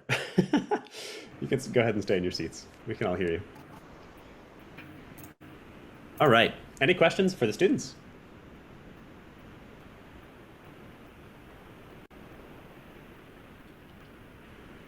Any questions? I have a question for Dylan. Why does he like polish?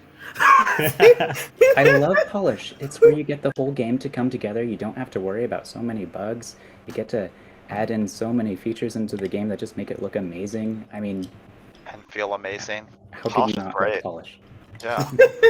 We love nail polish, but I also love polish. Polish is like simultaneously the most boring, but also the most exciting somehow, because you get to see the game really get classy.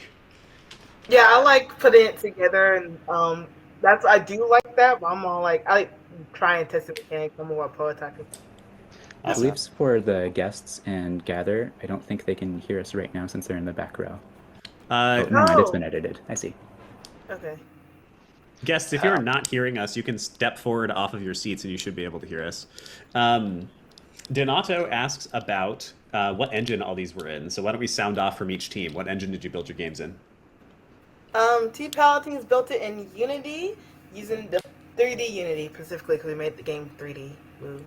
All right. Team Hunters used Unity as well, Unity 3D with 2D elements. Nice. Swashbucklers use Unity game engine with blood, sweat, and tears also. Team Warlock used Unity also. Out of Unity. Hashtag Team Knight, which made Atomic Claws, worked in Unity. Awesome. The pause for drama. The pause for drama. The Artificers. Unreal Engine and Monster Energy. Artificers just like to be different. We got a couple questions from Zoom. Gather, if you'd like, you can step up to ask a question. Sarah, are you waiting to ask a question?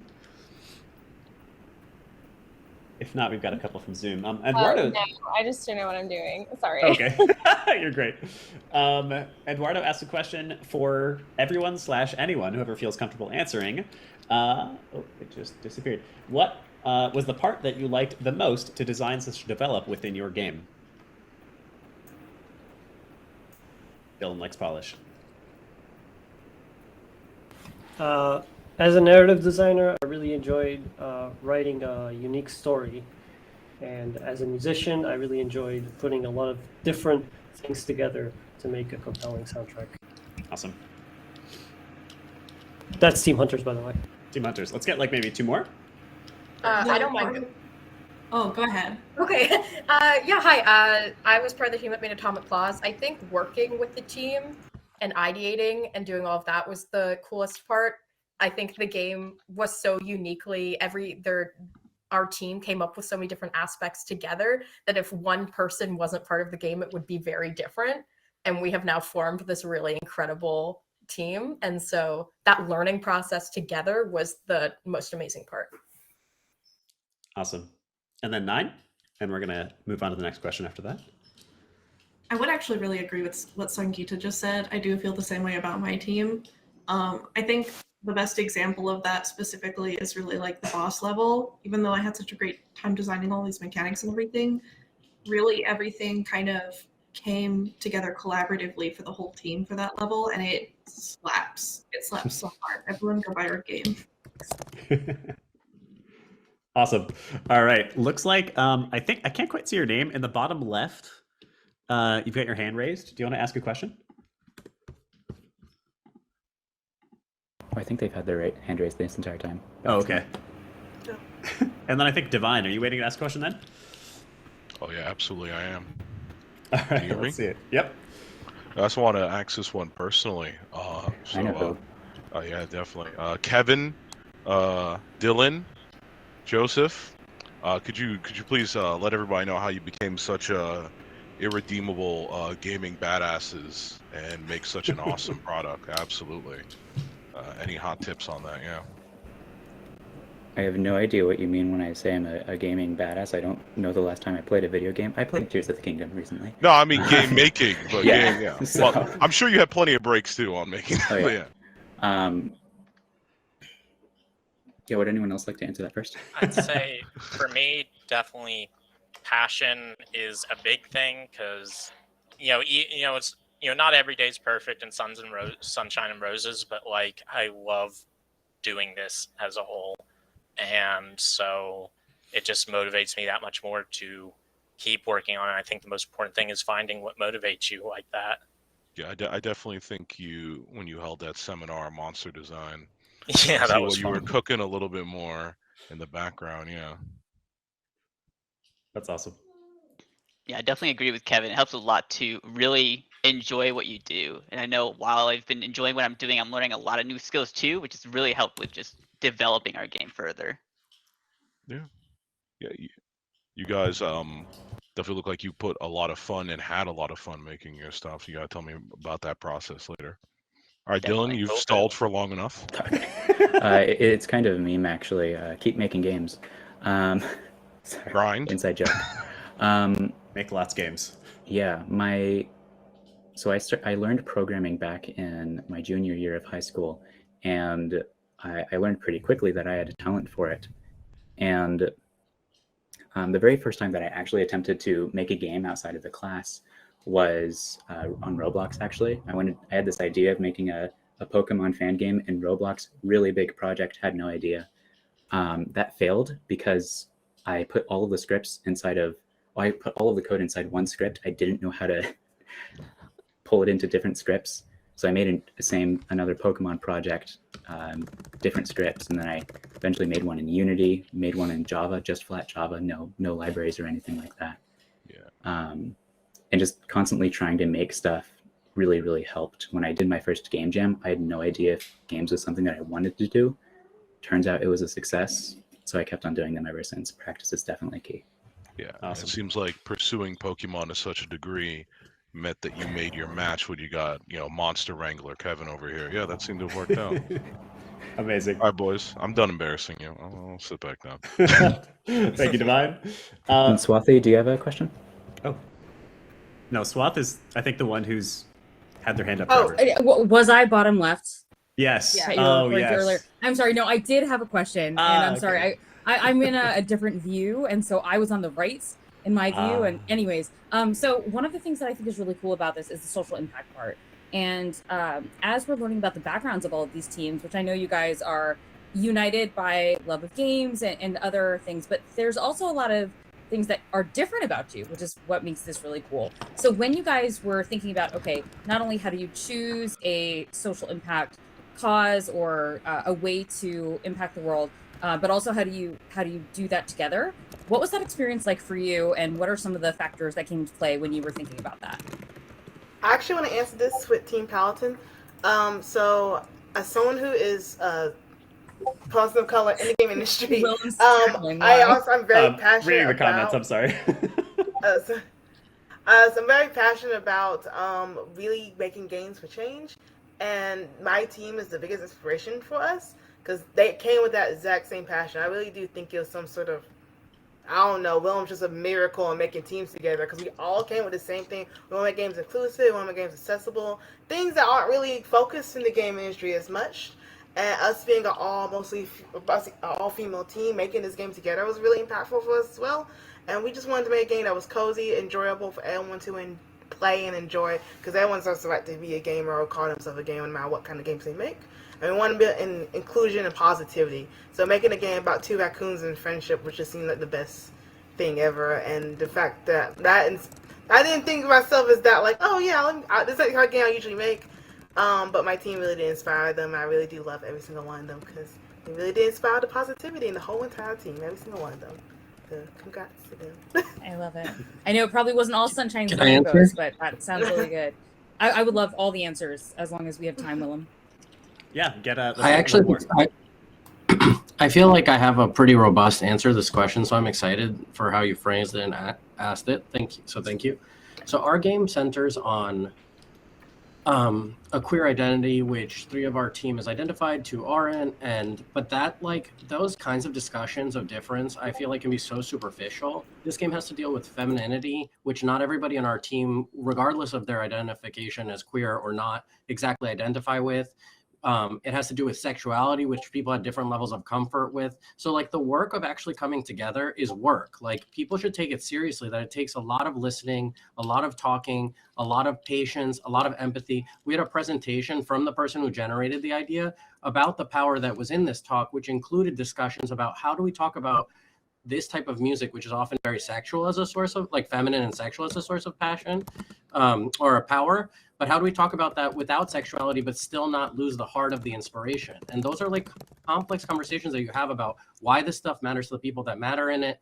And that brought certain people who maybe were like, I don't see myself in this idea, not in a resistant way, they were in a generous way, but you know, they didn't get left behind to be like, oh, this isn't your particular identity. I'm including non-binary people in this. Oh, this isn't your identity, so you're not welcome for this ride or whatever. It's like, no, this whole team needs to be part of this project. And in order for us to get there, we have to talk about what this really means. And it's difficult, and you have to be ready for like very uncomfortable things to come up. But in the end, the magic that I see in our project, and I'm not just trying to sell it, but really I believe this, is that we were willing to be there with each other in that way. And I'm really proud. It's something that I wanted to answer because, you know, in a pitch, whatever, we're talking about the value of our game. But for me personally, as an artist and as a person, the power of us going through that process together is something I'm so proud of about the way I'm existing on this earth and the people that I worked with. And I wanted to talk about that. Like, it's hard work, but this is the work we need to be doing. So that's the end of my stump speech, but it really matters to me. Awesome. Love that. All right, let's get one of the Zoom questions in. Thank you so much for that very thorough answer. This is a nice, simple, or straightforward question. Could anyone, this is from Jacob Williams on Zoom, could anyone talk about their project management process? How often do you meet, ticketing, etc.? So I want to. Oh, sorry. Go ahead, Valencia. So I want to say the project management process for me was actually kind of unique because I let the amazing and awesome Lumi help me out with it. This is the first time I kind of two-person project manage. Because Lumi made an amazing Notion page. We met twice a week, sometimes 3 for design meeting. So we had a design meeting and then we met twice a week. And also we talked extensively on Discord because all of us have lives outside of this. So it was really hard balancing between work-life balance and work on this game. So one thing that I did was, as a project manager, is not only just make sure we was working the game, but also really focus on people's mental health. I bet my team can tell you how many times I asked them, are y'all guys taking breaks? And I'm pretty sure they asked me the same thing. Are you taking a break, Valencia? Because I really feel like no matter what, I feel like the experience of making the game is what's important to come out of this. No matter who wants to pitch me, no matter who wins, all that kind of stuff, no matter how much money we make. If you have a bad experience making a game, your game making experience is going to be bad. It's not going to want you to keep on doing it. So I just wanted to make sure that I prioritize mental health in our game making process. That was my project management style. And again, Lumi, I do shout out to her a lot because she created a Notion page and really kept me organized. So she's amazing. I would even consider us meeting every day because of after class we would briefly speak as well. It's really interesting how many different like meeting styles there are. Like there's people who there's companies that are literally meeting less, and there's companies that do 5 or 6 meetings a day. So I think it depends on the team a lot. What the team needs, what the team wants. Awesome. I'm going to jump in or Gwen, actually. Are you waiting to ask a question? Just see you politely standing there. You've got 5 or 6 seconds. All right, let's jump into another Zoom question then. Melissa Fun asks, do you feel like the 3-month time limit pushed you, or was it enough time? I'd love to speak on this, actually, if that's all right with you. If anyone else wants to. Oh, sorry, go ahead, Miguel. No, you go ahead, Dylan. No, you haven't gotten the chance to speak yet. Go. I I'm did. demanding it. You go ahead. No, Miguel, it's your turn. Can I pop in before Miguel and just say Fine. Can I say something real quick? It's 3 months, but it's not really. It's like 6 weeks. So I just want to throw that out there. Yeah, that's true. To give that context before Miguel answers too. 2 months. Yeah. Yeah. So, I wish it was a little more. Just a little bit, especially because there was a GDC in the middle of it. So that's one last week. So that was fun. Yeah, Jamie's nodding there. Well, we extended the program a week, so that's false. Sorry? We extended it by a week, thanks to GDC. Oh, we did? You canceled GDC week. Yeah, Okay. but we moved it, so we had an extra week in the middle. This was three months and 1 week. GDC week actually gave you an extra week. I honestly feel like it would have been great if it would have been actually 3 months of development. Right. So we're not saying Willem is mean. We're just saying he's not very nice, right? It's fine if I'm mean. I don't care. One of the things that I find really just interesting, I suppose, about Indie Game Academy is if you look at the previous cohorts, the game's qualities are, especially the first cohort, they were okay games, definitely mobile games that were very clearly pretty short on time, but every single cohort, the quality of the game stepped up. And I have a theory that the reason why that happened was because the very first cohort, everything was new, it was friendly and whatnot. But every cohort after that, they saw the previous games and they wanted to one-up it. And it got to the point where in this cohort, everyone's games are frankly amazing. And I think all of us saw those games and we all wanted to one-up each other's games. And it just created this really incredible experience, frankly. I love that. Amazing answers. My game, I love my game. I love Atomic Claws. It's probably twice as big as Break Time. Yep. Amazing. We will, by the way, so for all the students, we're absolutely going to do exit interviews and we're absolutely going to do surveys. So we will get to the bottom of whether or not this needs to be longer. I will tell you that we're actually considering making it 4 months, but I'll also tell you that no matter how much time you get, you'll always feel like, man, I wish I just had another couple of weeks, because that's just how it go. I'm going to skip to Sharon's question because I think it's great. This one is for Jamie. Sharon Anitas asks, Jamie, you were assisting 3 teams. What was your process of creating music for the games to capture their mission? Oh, yeah. So it's actually 4 teams. One team decided not to credit me, and I don't know why. You said you didn't want to be. Yeah, no, I don't want to talk or anything. Yeah, the process was just be stressed and sob in my office yesterday because I couldn't get everything to the level that I wanted to in time. Every team works a little bit differently, and it was really fun. And what's really cool about this, and I'm really thankful, like, oh my God, if everybody been like, we want a hyper pop soundtrack, or we want orchestral or whatever, it would have been really hard. But because every game was different, the sound palette and the sound world and the needs were different, like I was able to separate them, and they felt like totally different projects. And yeah, so I learned a ton. There has been so much feedback from people. They're like, no, not quite that. We want more like this. And just growing those muscles, it was really helpful for me. And I have new tools and tricks. And I also have a bunch of new friends. That was so cute. Yeah, and Morlocks forgot to mention Miguel. He also helped do some of the music for our game. I feel so guilty for not saying that. But thanks, I appreciate it. Yeah. Yeah, we only had 2 audio designers. We often don't have enough audio designers. I think it's just I think it's just not something that this kind of program is not necessarily something audio designers go looking for. Maybe, I don't know. Maybe we need If any to of your audio market designers harder. sign up. Yeah, come to the next one. Okay, Gwen, are you alive? I just feel like Gwen wanted to ask a question, and then Gwen said Gwen, no. yeah, Oh, Gwen okay. said no. Oh, okay, great. Thank you, Gwen. Swathi has another question as well. Oh, go ahead, Swathi. Oh yeah, but I just talk a lot. So you guys are making this look easy, but for somebody who is not, so I'm an audience member. For somebody who is not part of this, it cannot be easy, right? We've talked about this. There's blood, there's sweat, there's tears. Nobody knows how many weeks we've been doing this, or you've been doing this.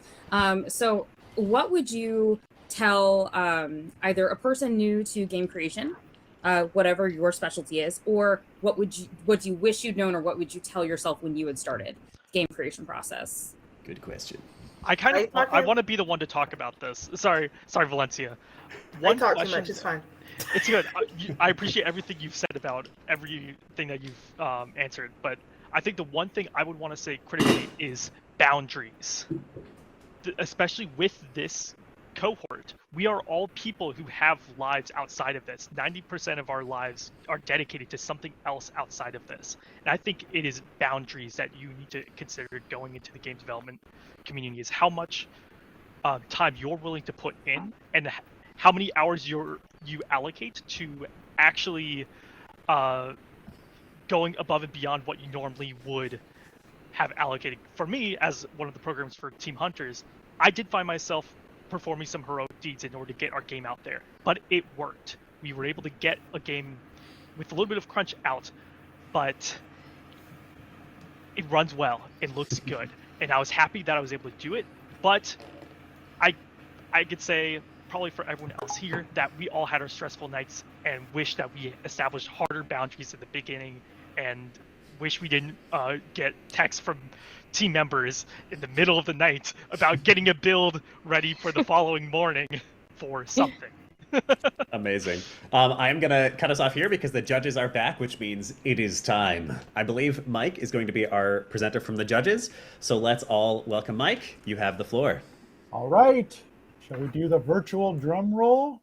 And our winner is Hyper Bimbo Beats by Team Swashbuckler. Congratulations.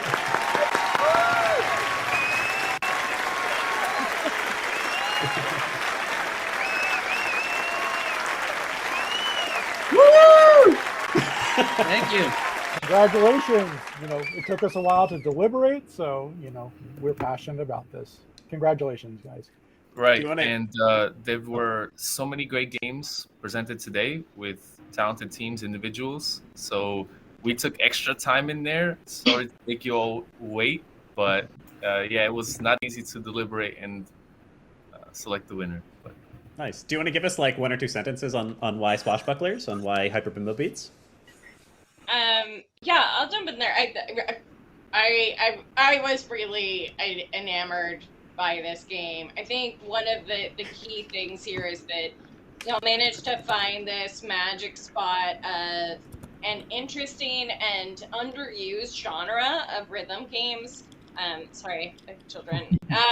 And you guys managed to do that in a way combining your art and your style in something that I feel could be very viral, right? So, and then utilizing that, knowing that the mobile space is the right space for something like that, that's immediately shareable on my phone. Hi, honey, I'm working. Thank you. I mean, a lot of that was key. And then also being smart about saying, hey, we're going to go free to play to start and then sell things on top of that. You further the ability for that to sell that idea, right, of that game. So congratulations. Amazing. Let's give one more round of applause to the Swashbucklers.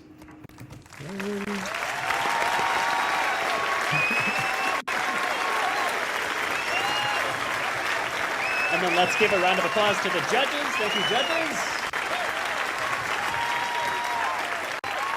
And a last round of applause to all of the students and all of our attendees. Amazing. All right. So, we are way over time. Perhaps we were ambitious about fitting all of this in.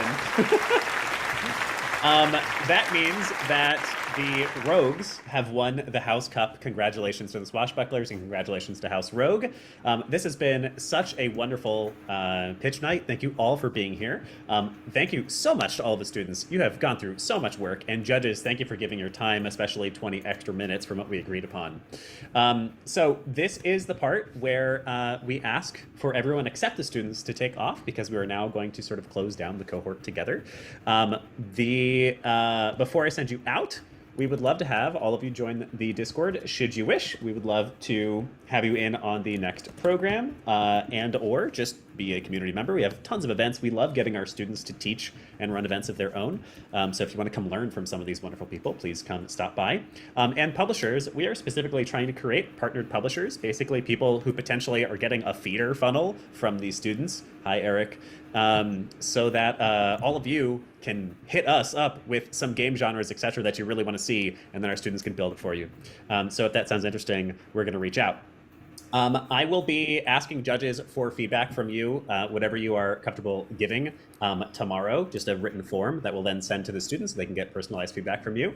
And for everybody else, we're going to send out play links, download links, etc. for all of the games tomorrow as well. So if you want to buy these games, we strongly encourage you to. Please do. And thank you, everybody, for being here. One last big round of applause for all of y'all.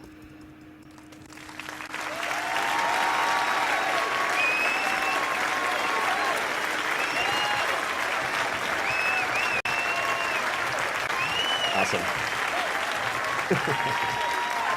All right. So Zoom, I'm going to say goodbye. Goodbye, Zoom. Thank you for being here, everybody.